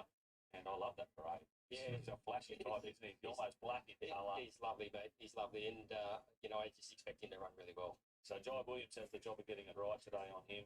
I expect he'll probably spot the favourite head start and run. Well, you think so. Like, he's drawn that barrier 5. He sat back off the other day. It was only a small horse, a small field he went around in the other day. And so you expect him to probably just be no worse than 3 pairs back, I would imagine, in this race. If I was riding this horse today, that's where I'd have him. I wouldn't have any worse than 3 pairs back. So if he gets into that spot, I think it'd be hard to beat. Well, that's where I'm hoping to try you. So I'm a 7, 11, 12 and 3. Amos Sun, the big danger with Aqua Tempo.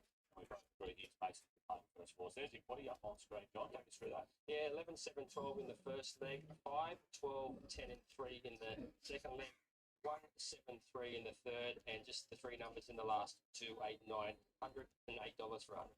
So theoretically, we can both get equality because our numbers are similar. I've only got 64 combos, but I've got numbers 7 and 11 in the first. So we've both got those 2 numbers in the first leg. We've got identical numbers in the second leg. We're both throwing a little wide net over them there, 5, 2, 10 and 3.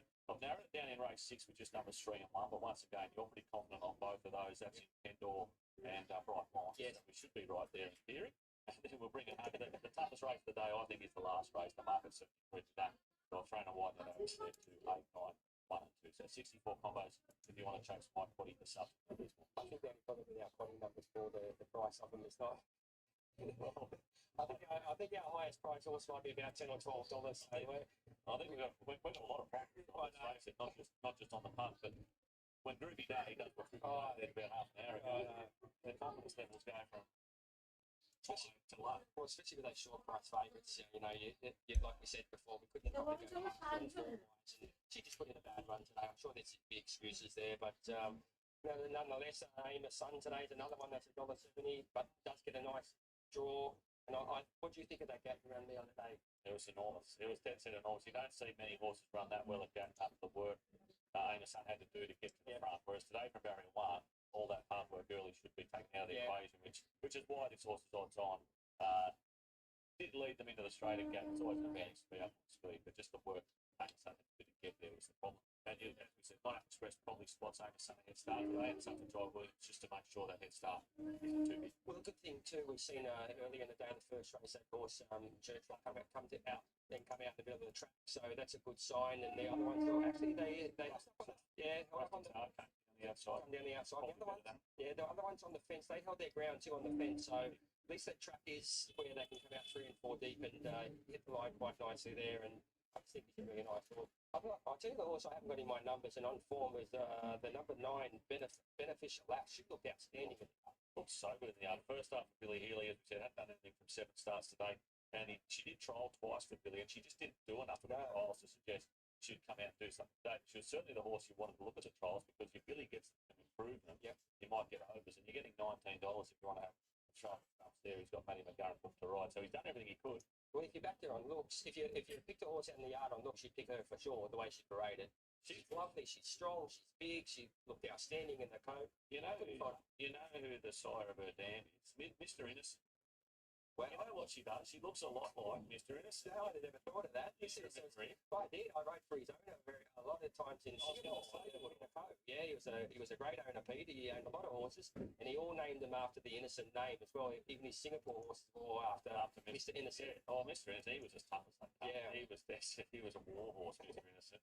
And not only did I look at the breeding then, I'm like, that's exactly who she reminds me of. So it's thrown all the way back to the sire of the dance.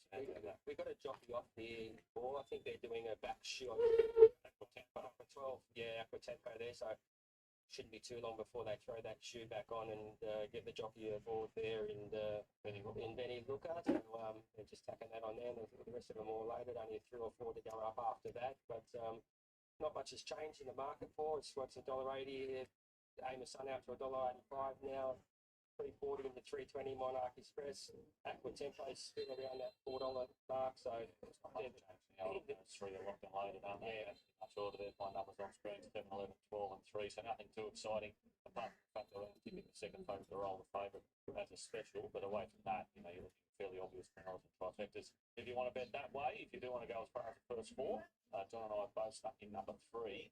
But just on looks, John, you'd almost have to throw the 4 in as well, wouldn't you, for that 4th spot? Oh, for sure, Labana's a lovely horse too, and with Labana, there's probably a horse that's probably looking for a little bit further now. Strawberry, they probably just have to go back and ride him a little bit quiet. He's placed a couple of times in his 8 starts, but I just felt he's a horse that probably wants a mile plus. So back at the 1300 today, it's probably a fraction short for him, but on looks, he looked very good. The other thing about today, John, is how nice is it to be here under sunshine? Beautiful it is. Well, they've had so much bad luck. I was speaking to the boss before. Yeah. 8 out of 13 metres were washed out. Well, I've worked here. I was supposed to work with you just a little while ago when Gary was on holidays, and they were called off at 7:30 in the morning. And countless times I've been down and you do all the work in to study the form and get it 20 or 30 mil overnight.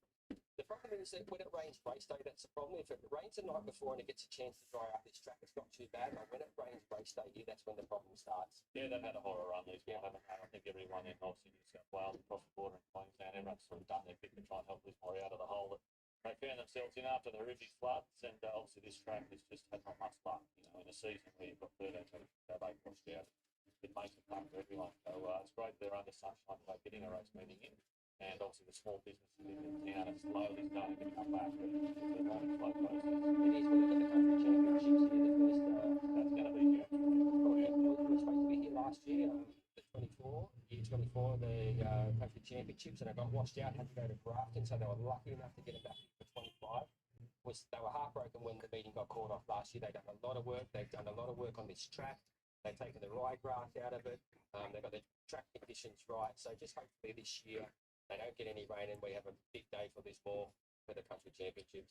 Exactly what we're hoping for. So we're about 3 minutes behind schedule. That horse's shoe work looks to have been completed now. That was Aqua Tempo. So they should load them up pretty quickly if that's sorted. Although the clock's still not back on. The 12, flashy type, Aqua Tempo by Headwater, a real chestnut. It looks great in the yard. Certainly one of the main 3 there. You can see now the jock's just got back on. So Benny Looker back aboard Aqua Tempo, and they should load up pretty quickly from here on. So about 4 minutes behind schedule. This is the first leg of the quaddie, so no excuses now. You haven't got that quaddie on. We better head up to Terry to call them home. Hopefully he's calling one of ours, right? Yeah, I hope so too. Here's Monarch Express about to walk up into the gate. 2.4, spot off, and Benfica Lass. Aqua Tempo's been remounted. Labana is out behind the line.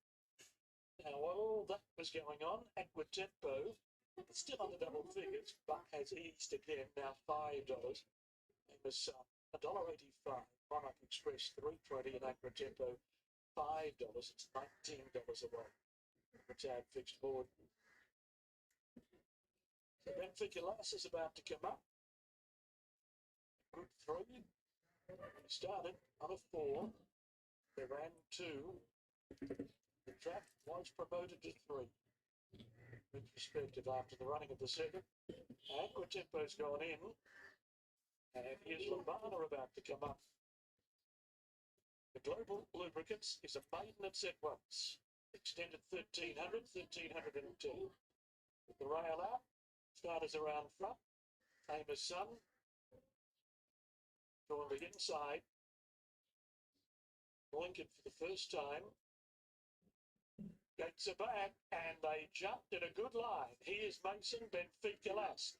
Go back shortly after the break, so does Labana. Spot Bolt left quickly, Aquasun fast away, and Aquatempo going through in the middle is third. Monarch Express settles fourth past the 1,000 metres mark.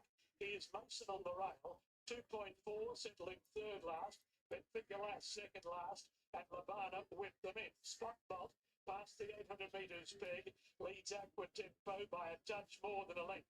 Amerson's 3/4 away, running third on the rail. 3/4 to Monarch Express, 2 to Here's Mason, then 2.4, Benfica-Lass and Labana. Spot Bolt led before the home corner, 450 metres out. Aquatempo in second spot, Amerson behind the pair of leaders.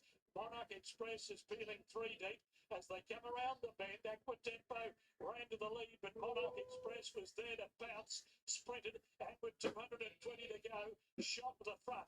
Amerson, Aquatempo are chasing. Monarch Express in front, short of 100 metres left to travel, and not 4 catching. Monarch Express, too good. Aquatempo kicked and ran second. Third tight, Amerson. Benfica-Lass came hard at the end. Followed by Labana, here's Mason, Spot Bolt, and 2.4 last of all. All too easy for the 7 Monarch Express. Stephen Lee and Jai Williams landed in the 4th one-out position. Johnny Powell telling us if he was riding this horse, he would have been 2 or 3 pairs back, one off. That's exactly where he got to. He almost got into a better spot than you, I think. Well, he got into the really nice spot doing it. He's a really nice horse. His horse is going to go further than this bloke, and the 11 in there, Amy's son had a lovely run in behind him. He just got the break on him at the top of the straight by Williams at Monarch Express. He did. Aquatempo sort of set up near the speed as well. Boxed on really gaming. Had the surprise with the roughie leading. No one expected Spot Bolt to find the front. And obviously, Amerson just ended up in that awkward spot right behind the roughie. But wouldn't have made a difference. Monarch Express had to come to the top of the straight and screwed away and win by a big margin. So the 7, 12, 11 and 9 across the line. Benfica-Lass.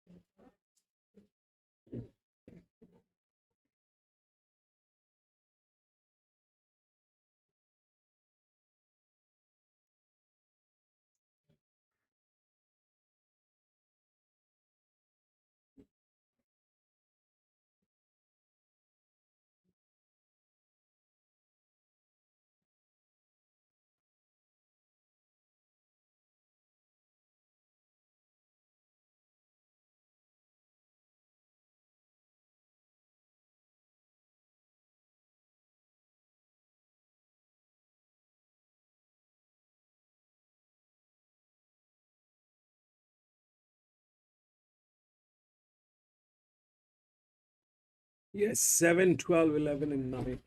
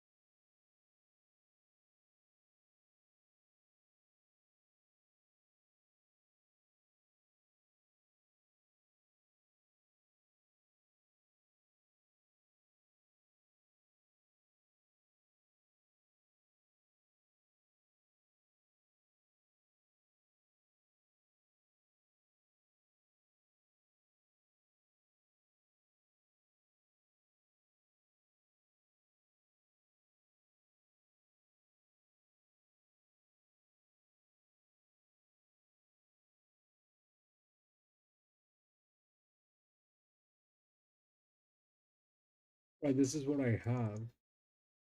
Um,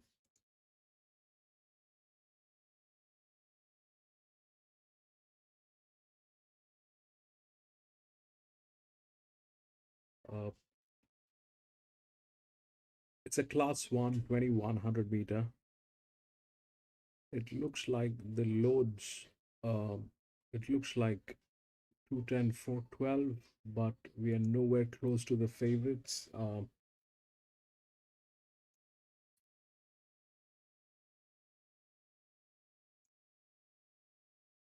And we are facing tremendous amount of network issues.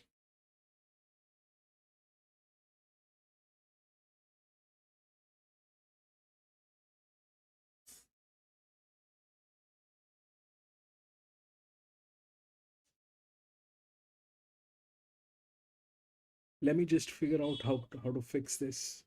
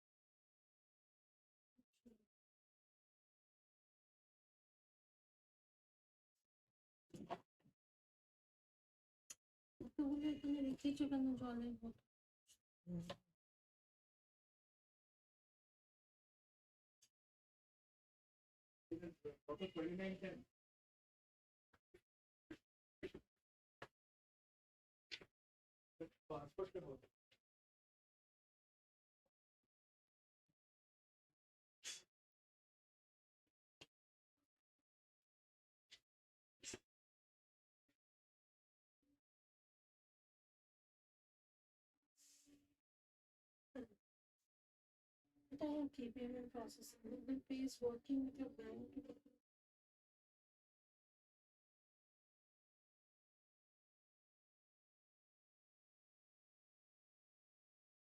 না হয়নি এটা মনে হয়।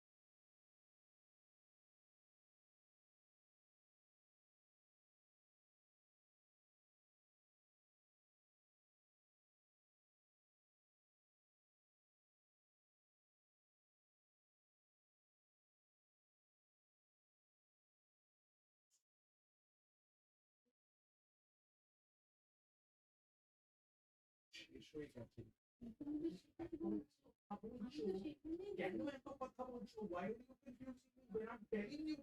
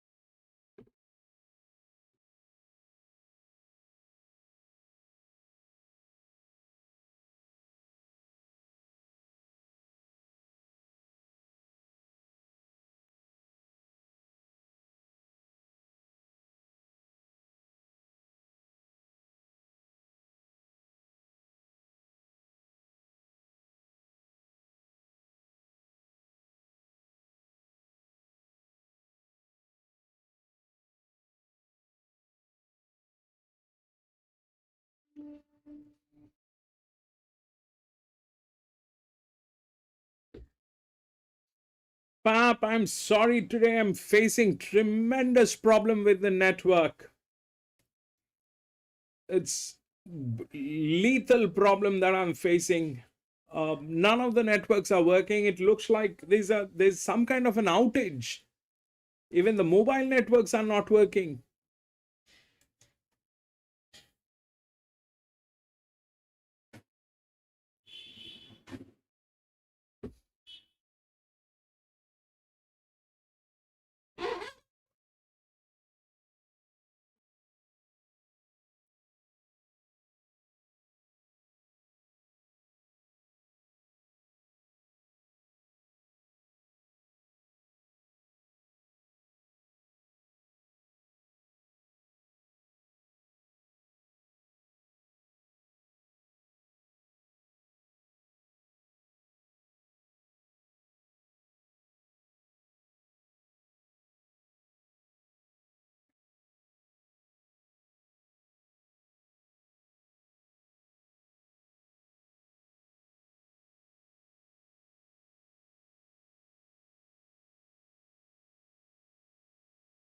There's some major outages going on. I don't know what it is, but it looks like we are having major issues with the network. None of the networks are working.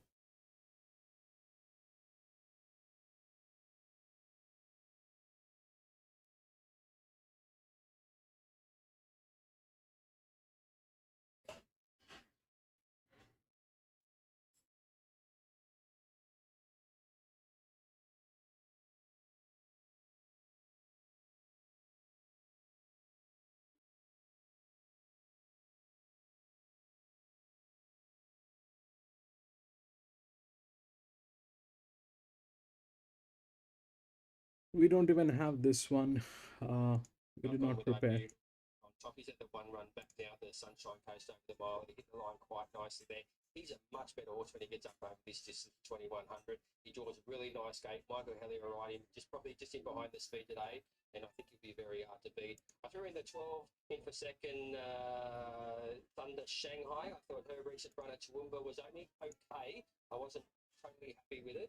That was over the 2000. I'm just hoping that she gets a bit of benefit out of that run and can improve up to the 2100 today.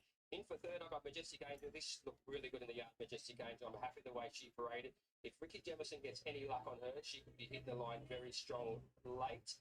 And Archer's Reign, this will probably be the likely leader. Coming back to the 2100 could have a very, very good chance. 5, 12, 10 and 3. All right, John, thanks for that. I've gone 5, 2, 10 and 3 on with Iberian Ruler. We both like this horse, and that was a super parade. You just wanted to see him come in and look the goods because he's second up. He's straight out to 2200, 2100 metres coming off that mile first up run at the Sunny Coast. But I don't think you can see a horse look better. No, I was really happy with it. I was actually quite surprised how forward he looked in his condition. Yeah, and that's what we wanted. He's got the right draw. He's won here on a good track before. The time he won here on a good track, he won by 3.5. Yes. And that was a simpler surface. I think it was a good 3 that day. And we have to. It was good 4, but a good 3 today. So very similar surface. Number 2, Amalgamation. He's a nice horse. I can't believe he's only won 1 from 21.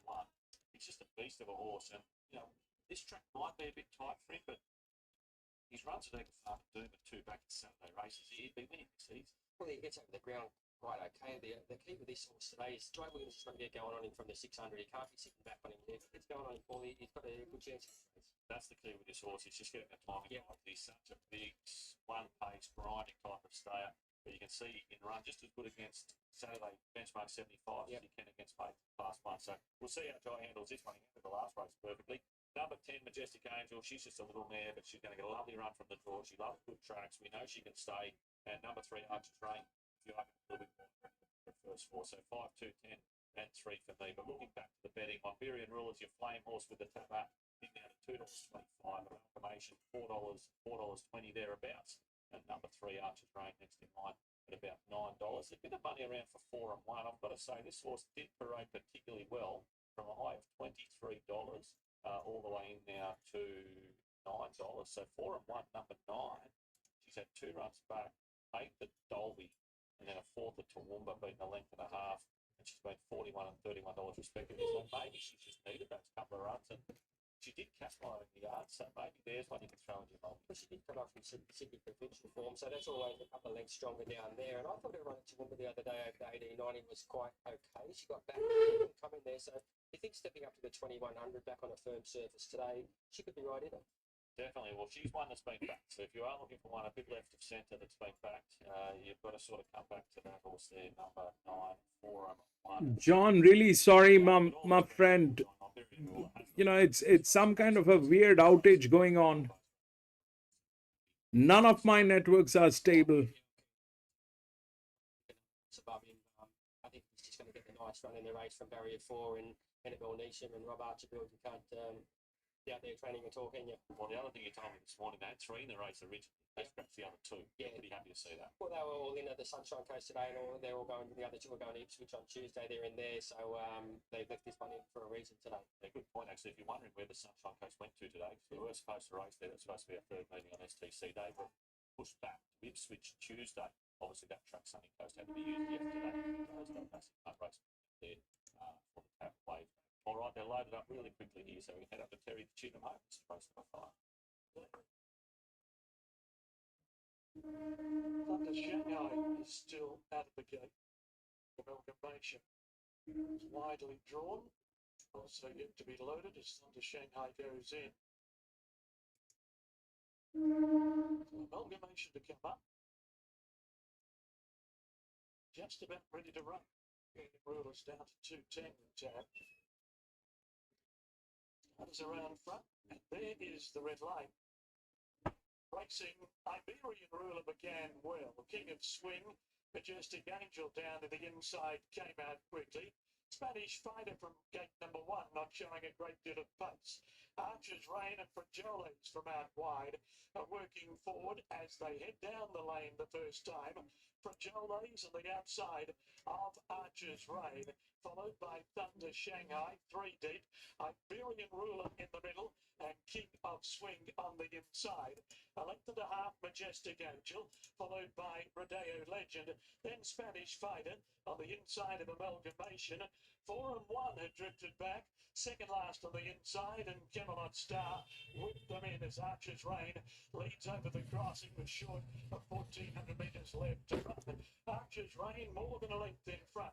Frajoles second and King of Swing third, tucked away on the rail. A length away the favourite, Iberian Ruler in a good spot. Majestic Angel on the fence, followed by Thunder Shanghai, Spanish Fighter, and then came Rodeo Legend the Grey. 4 and 1 on the inside. Amalgamation second last. Camelot Star is still at the back, short of 1,000 metres left to travel. Archer's Reign steers them towards the back bend, shows the way coming out of the back straight at the half-mile marker, with Frajoles 3/4 of a length away in second spot. King of Swing third. Iberian Rulers a half length away fourth. They've broken 3 in front of Majestic Angel, and then came Thunder Shanghai, Spanish Fighter 4 and 1. Rodeo Legend well back with Amalgamation, and still Camelot Star is at the rear. Archer's Reign, a narrow pilot. They're going past the 400 metres mark, coming to the top of the lane. Iberian Rulers build out 3 deep. Iberian Ruler moved up on the outside for Jolly. Archer's Reign, 4 and 1 is running up for Jolly. Archer's Reign, Iberian Ruler, 4 and 1 on the outside. For Jolly in front, 4 and 1. Iberian Ruler are trying. They hit the line. Iberian Ruler in a photo from 4 and 1 and for Jolly. To Archer's Reign, Spanish Fighter, and then came Majestic Angel. Camelot Star making some ground in front of Amalgamation. Well back, Rodeo Legend, King of Swing, and Thunder Shanghai came in at the back.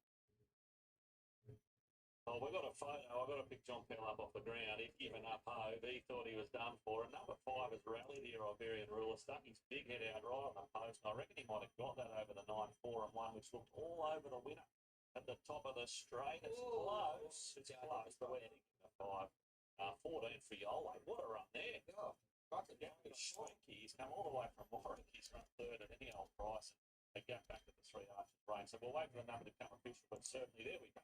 5's got it. Iberian Ruler, Mick Elliott, Nisha Archibald, $2 just. would you? Never a doubt.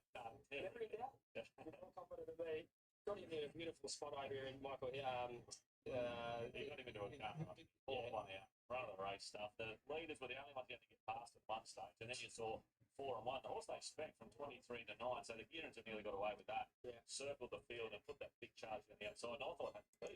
I thought Michael Hellier might have been panicking about the 300-metre mark. He's a big one pace of this horse, and it just took him a while to get going, didn't he? It was probably he just asked it. Johnny, well, count how lucky start. There was a bit of money for that the second horse too. I said it was 23s in the night. They got it right. We'll take that too. And just be very happy with that. We'll have a chat to Nick earlier when it comes back to Scholars. No representative here from Nation Passport Yards. Yep, 5-9-14-3. We'll do the business up north, but I don't think he's made the trip down to that, Todd. You wouldn't miss him if he was here. Go to the next.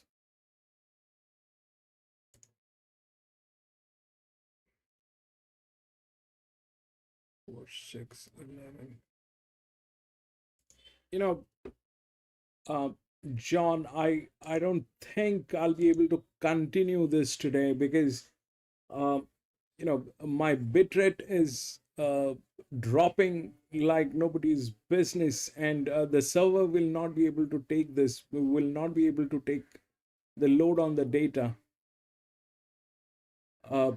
There's no network at my end. There's absolutely blank. This thing is going absolutely. Now it is good. Now it is good. All right, let's go. Now it is good. It is looking good now. I hope it stays that way. I hope it stays that way.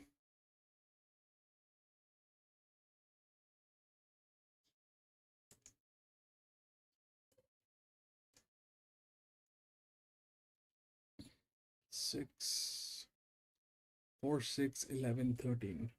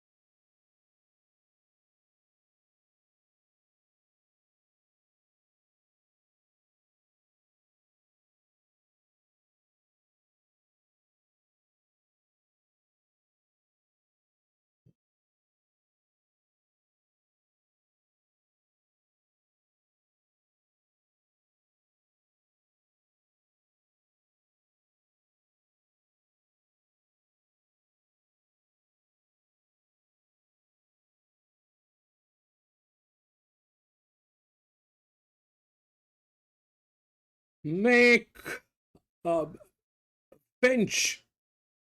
Welcome back, Finch. We are facing tremendous network issues today.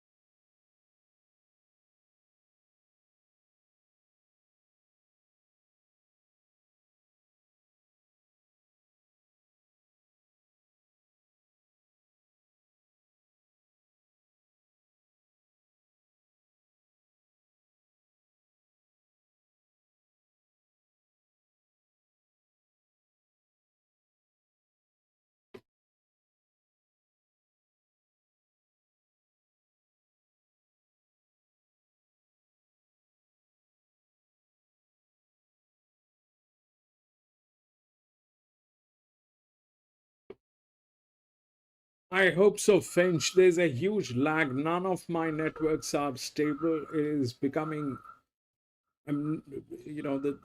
the servers are constantly showing red lights. Anyway, we'll take a look at what's going on.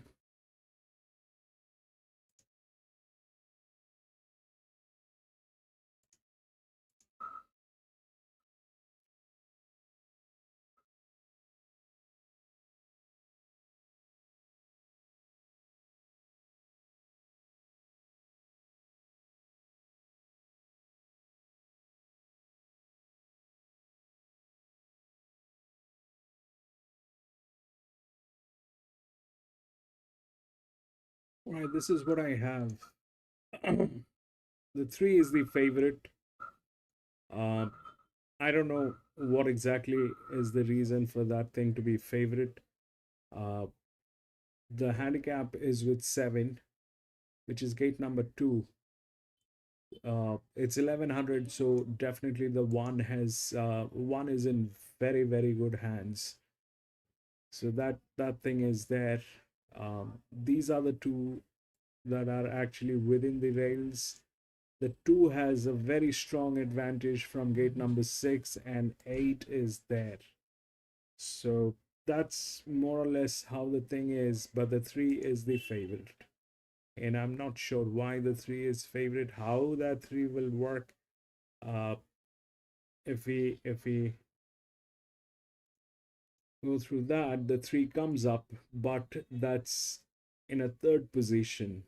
Uh, However, this is a 9-horse race, so that's midfield.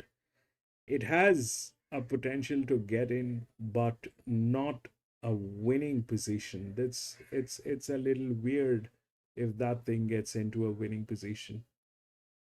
Uh,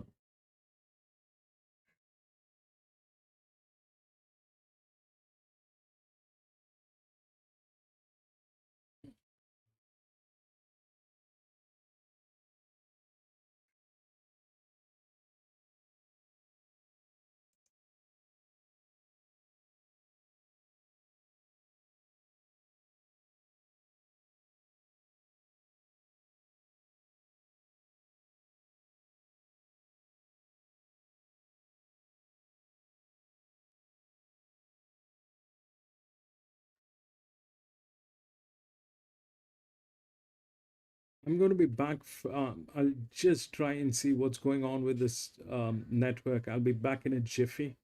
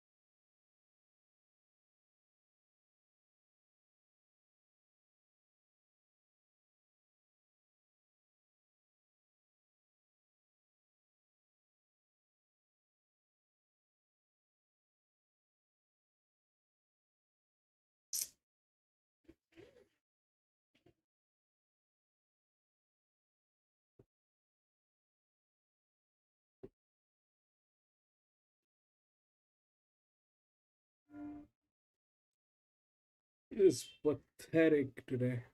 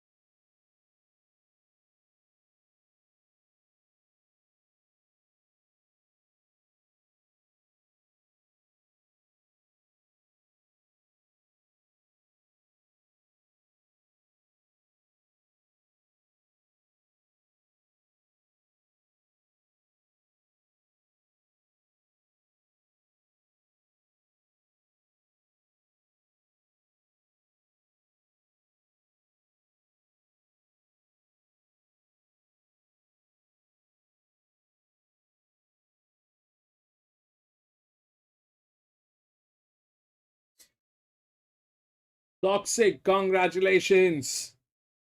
Congratulations, Toxic. I'm really sorry, Toxic. I'm facing major issues today. There's some kind of network issue that I have.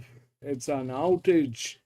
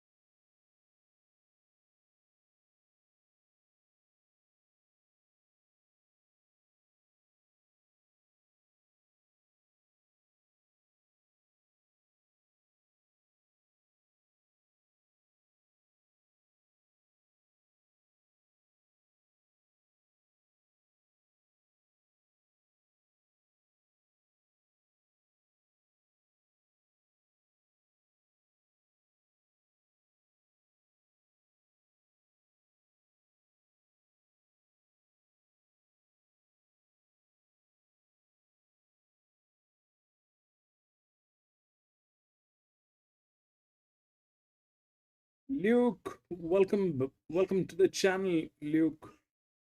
Number was the show horse. I think one and six. Six was the second one.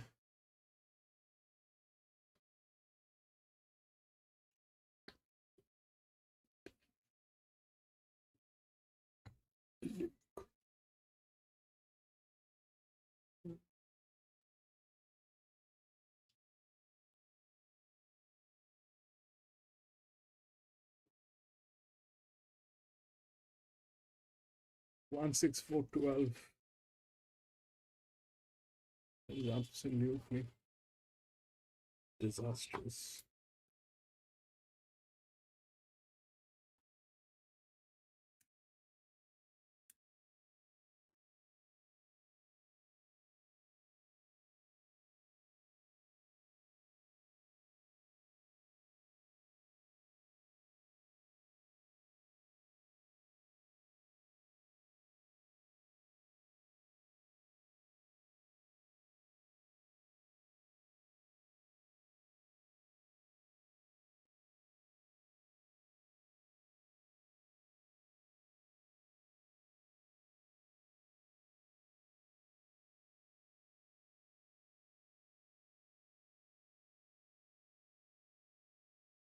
I don't know, Ascot. I'm kind of a little puzzled at this moment. I don't know what's happening.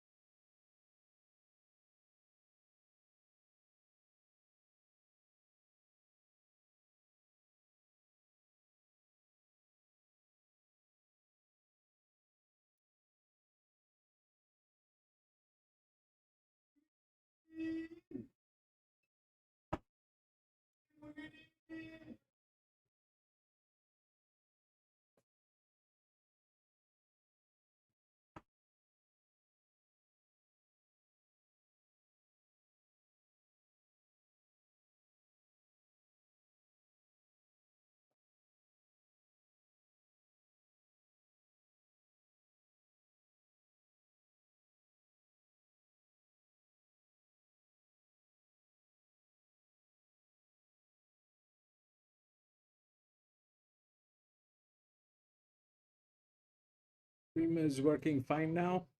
Okay. All right.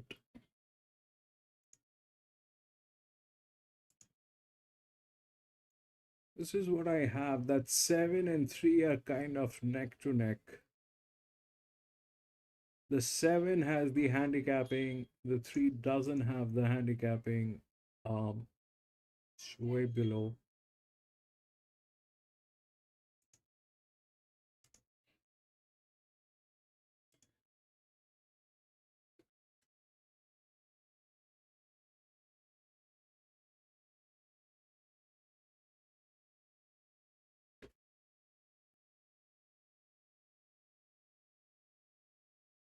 We'll see how it works.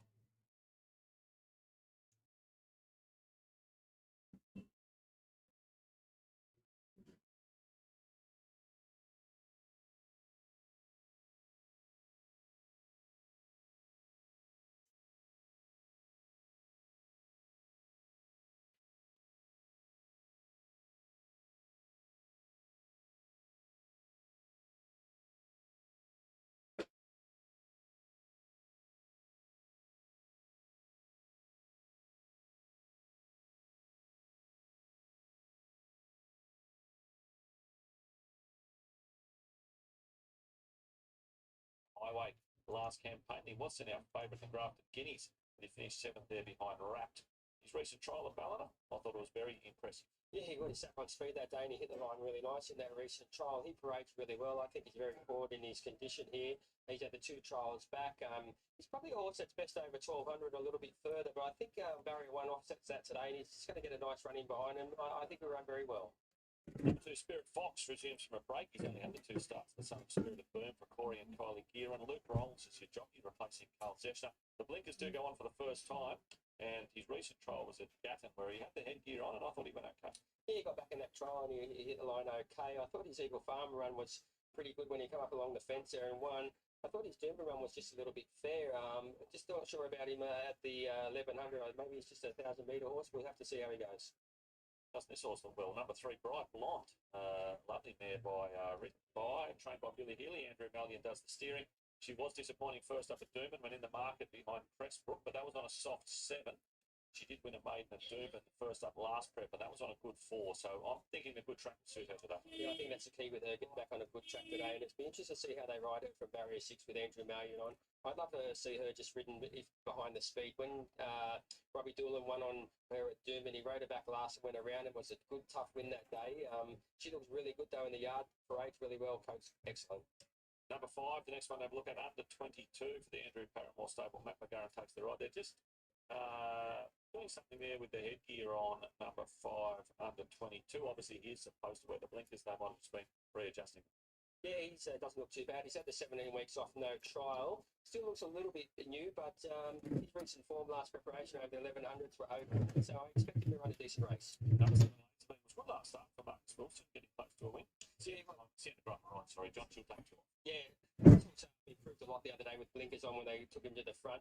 I think they'll probably do the same thing today, so he could run very well if he gets an easy lead. What do we do with number 8, Ferry Road, for Leo Clapham and Raymond Spokes? This horse scored at $61 last start and knocked over Monarch Express, which was so impressive earlier in the day. Do we believe that or not? Oh, I couldn't believe the price of him the other day. The trials prior to its first up run was only just fair. It got beat 59 lengths for their one day. Then its Hawkesbury runner was back at the field and just didn't do anything. They come out and won like a 6-4 on pop the other day. I haven't got it in my numbers today. I probably should. It parades okay. Actually, it looks a little bit better than what it did in the yard the other day. So it might be okay for today. Yeah, the form lines say yes. My gut says wait and see. Number 9, Oldman, the next horse to have a look at. Gary Schwenke and Ozzy Tomazawa. Gary got the place getter in the previous at any old price. Yeah, it is, and he's been running around up at Toowoomba and Dalby. I thought his Toowoomba win over the 870 was pretty good. His 1100 form's only just fair, so we'll just have to see how he goes today. I'll be happy to watch him. Sam McGarren has taken over the training of number 10, Marley Doon, also known as a professional place getter. Courtney Bellamy rides, takes 1.5 kilos off. Oh, she's done a really good job, even though she's only won one from 32. She's had 20 minor placings. It always looked like she's going to win a race and always gets beat by a better horse or some excuse. I really hope she does win a race very shortly for her connections. She's looking lovely too, isn't she? Our 7-year-old mare. She's really getting into that sort of grey coat. Looks fantastic. All right, number 12, Doyle Ramsey. Marcus Wilson teaming up with Chelsea Baker. She's an apprentice for Mike. Yeah, he drives really well at Beaudesert in his first time run of the Gold Coast. He just got a little bit tired there, so I expect him to improve with his fitness. Well, that's a look at him in the yard, John, and certainly in Pendor and Bright Blonde, the two horses up the top of the market, both tick every box as far as parade ring goes. And Ferry Roads, our new interesting run, just with that form coming through earlier today with Monarch Express. So it'll be interesting to see how the market reacts to number 8, Ferry Road, because both of our guts are thinking when you score at $61 in a small field made, until you come out and do it again, you're not a believer. Well, that's always the thing with it, is when those long price horses win with no form, you think, okay, well, it's just a fluke today, and you're always scared to tip him the next start, and that's why I've kind of left him out. But I just hope for his connections I'm wrong and they're right. And he ran much better than he did the other day. He looked a bit scruffy in the coat. That run the other day definitely cleaned him up coat-wise, but hopefully he runs well. Yeah, he looks well, he's drawn well, and as we said, the form all of a sudden starts to stack up. But is it as strong a form as your Pendor form, your Bright Blonde form? We're thinking not. No, probably not. I went the numbers 1, 7, 3, 5. I went with Impender. I thought all these runs last preparation were good. He was only beaten a few lengths in the Grafton Guineas, so they'd be good enough to win here. Probably a better horse over 1200, a little bit further, but like I said in the mounting yard, I think that Barry one offsets. I think they'll just ride him just in behind the speed today. No worse than 3 pairs back on the fence, and I think it'll be hard to beat. The 7 in Laser Beam, this horse improved immensely with the blinkers on last start. I can see them probably sending this horse to the front from barrier 2. Does get the claim with Sienna Grimrod. This horse could be hard to catch with the blinkers back on today. The 3 in Bright Blonde, I'll be interested to see how they ride this horse today. I'd like to see her ride this horse just in behind the speed, probably no worse than 3 pairs back. That's how she won at Doomben when she won her maiden. It was an impressive win that day. So if they ride her like that, I think she'll run very well. And under 22, he's coming off a 17-week break, no trials. He did look fairly forward in his condition in the enclosure, so I expect him to could finish in the top 4, 1, 7, 3 and 5. All right, John, we've got the same top 3, just a different order on 3, 1, 7 and 2. I'm happy with Bright Blonde's parade. Obviously, we've got Andrew Melling to do the steering. I love the sort of idea you're thinking of just maybe sit back a pair or two today and letting her really finish off over top of them. We've seen winners come from everywhere here today. The track's raced really well. So that should suit Bright Blonde. I think the dry track is the key, though, for her overall. She won her maiden at Doomben on a good 4 track. She was just a touch disappointing first up on that soft 7, but that was off a very good trial win coming into that first up run. That's why she was hard in the market at Doomben first up. And just watching her parade today, I think Billy Healy's got his team. You know, sometimes trainers have their team just bubbling along. All these horses at the moment, they're just at the absolute top every time you see them. So hopefully she can come out today and get the job done. I do think number 1 in Pendor will be hard to beat. He's got to carry 61 kilos. He's first up. His best form's probably over slightly longer. But barrier 1, as you said, it does offset that. Should put him in the good trailing position. Number 7, a Laser Beam, goes in for third. I mean, my numbers on screen there are just slightly wrong because the 6 Raphael Jolie came out. So those numbers should be 3, 1, 7 and 2. Laser Beam in for third. Spirit Fox, first up off a break, in for 4th. So 3, 1, 7 and 2, my numbers in race number 6. What's happening in the market at the moment? Bright Blonde's probably been our only horse back to the 230 into 225, 330 and Pendor out to 350. Under 22, any money for him at the moment. $7.50 to $7, a little bit of money there, and Laser Beam $8 in the 750. So not a real lot happening in the market wise there at the moment. I'm just hoping Pendor gets away from the gates and just puts himself in that. Like I said, they were set 3 pairs back, and he carried 60 kilos when he ran second at Ipswich. He does jump up a lot from his last run at Grafton with the 54 kilos, but it wasn't. It was only 5 lengths. You think it was form? It wasn't. And Raps went around in the attack weight yesterday. Yeah. So like Raps gone right on with it from that Grafton win. And I think the other thing with Pendor is the speed he showed in his trial. Like for horses we know might not much further. He was sharp in that trial. He wasn't asked to do it. He just found himself there, and if he jumps from barrier 1, he should find himself in good trouble. I would think Benny Looker or Matty Daniel might be horse any further back than 3 pairs back. So I'm kind of tipping he's going to be box seat, maybe behind Laser Beam. They send Laser Beam to the front with the blinkers on. That's how he raced really well last start there at Mooloolah. And it really improved his form, those blinkers. He just narrowly went down there to at Mooloolah last start. So you'd think around Lismore, a bit like Moorlamar. We're kind of front runner type of track. So Laserbeam could be a horse hard to run down. Yeah, Ferry Road and Coltman probably your other two that you'd have mapped going forward. So 7, 8, 9, certainly the three horses would punch forward. Spirit Fox is first up with blinkers on. You wouldn't expect him to go forward, but he could.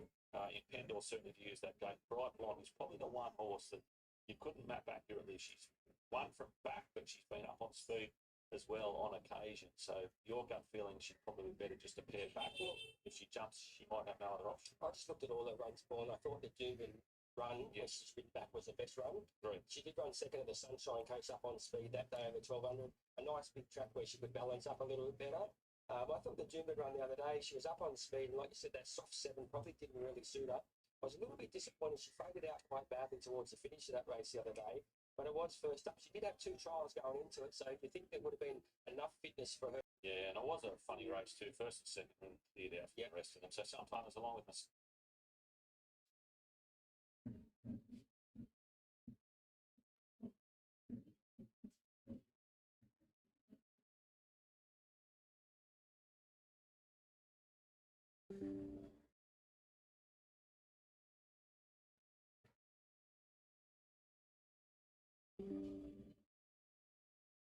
Edge 3 wide through the first 250 metres. So Ferryman drops back to third now.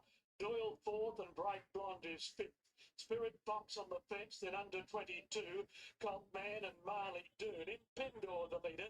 Only narrowly, Laser Beam a neck away at the 600 metres peg, and they lead by 2 lengths to Ferry Road on the inside. Then Spirit Fox as they come on towards the 22. Colt Man a long way back when they flatten. We're short of 300 metres to run. Laser Beam on the outside of Impendor. Ferry Road and Bright Blonde the widest. Past the furlong Impendor. Laser Beam. Bright Blonde's working. Can't get on terms. Impendor's kicked. And it's home for your T-Money. Impendor wins. Bright Blonde arrived to run second from Laser Beam. Then Ferry Road, followed by Spirit Fox and Doyle going up on the inside. Then Marley Doon under 22, and Colt Man was one of the last. Matty Dunn will be happier now. He had a bad start earlier in the day, but Pendor's bounced back with a big win, bounced out of that inside gate. Benny Looker didn't want to get lucky out of the equation, didn't hand up that inside front fence position. Had plenty of horse turning for home, and he's run right up his troll, John, hasn't he? He trolled like he'd do that. He's come out. I thought he done a pretty good job with the 61 kilos today, and Later Beam kind of headed him up from the half mile home, which always makes it a little bit hard, and Benny just gave him a little bit of a squeeze at the top of the straight. But I think the class just come out in this race here today. I think the horse had good form last preparation, and Laser Beam, he was up there on speed. He done his good job in Ferry Road. Probably run up to a little bit like his last run, so you could probably stick with him down the track. It wasn't a bad run by Ferry Road. As for the favourite Bright Blonde, she was just off the speed. She was 3 wide the whole way, but Andrew Mallion always had her travelling sweetly, and from the top of the straight, she just couldn't quicken to catch Impendor. I think she's just grabbed second right on the line. She has. There are your numbers, 1, 3, 7, 8. So you get the Quinella if you're taking the 2 favourites. Laser Beam up on speed, stuck on well, as Laser Beam tends to do. And Ferry Road, that wasn't a bad backup effort after scoring at $61 at Lismore last start. But to all honours with Impendor, as you said, John, he had the class form coming into the race. He was favourite in the Grafton Guineas. He's run well in town previously. And unfortunately, I don't think I'll be able to continue today anymore. My network is absolutely down, and it is taking a long time pulling the data from the server. The servers are almost not responding. It's a bad day. That's all that I can say. It's a bad day, very bad experience. But I'm very helpless at this point of time. I don't have the bandwidth. I don't have the network to support the the flow of data or the stream. It's constantly going absolutely blank.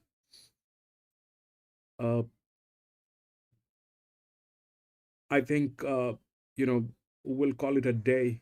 and I'll see you on Tuesday. I'll see you on Tuesday. I am really sorry. My sincere apologies for the experience today. This I did not expect, but there's some serious outage going on, and I don't know how to address this. The entire thing is on internet, and that internet is not working. Really sorry, but that's something I can't help. It's a helpless situation. We had 7 races. That was the 6th one. I wanted to continue the 7th, but I don't think it'll be possible because I'm losing data like nobody's business. So I'm really sorry. But I'm going to be racing on Tuesday again. If you have a little time, please come and join me. We will race together, do a little chit chat, and try to have some fun. Until then, have a great day, gentlemen. And thank you very much for being there, Finch. Thank you for tuning in. And thank you for being there, my friend. Toxic, thank you so much for being there. John, I'm really sorry for what happened today. Thank you so much for being there, John. Ascot, thank you so much. Luke, it was unfortunate today, but I hope to see you soon again. Thank you for joining in. Fab, thank you so much for being there. William, thank you so much for being there. I think that's it. Thank you, gentlemen. I'll see you on Tuesday. This was unfortunate, but a very helpless situation. Thank you very much.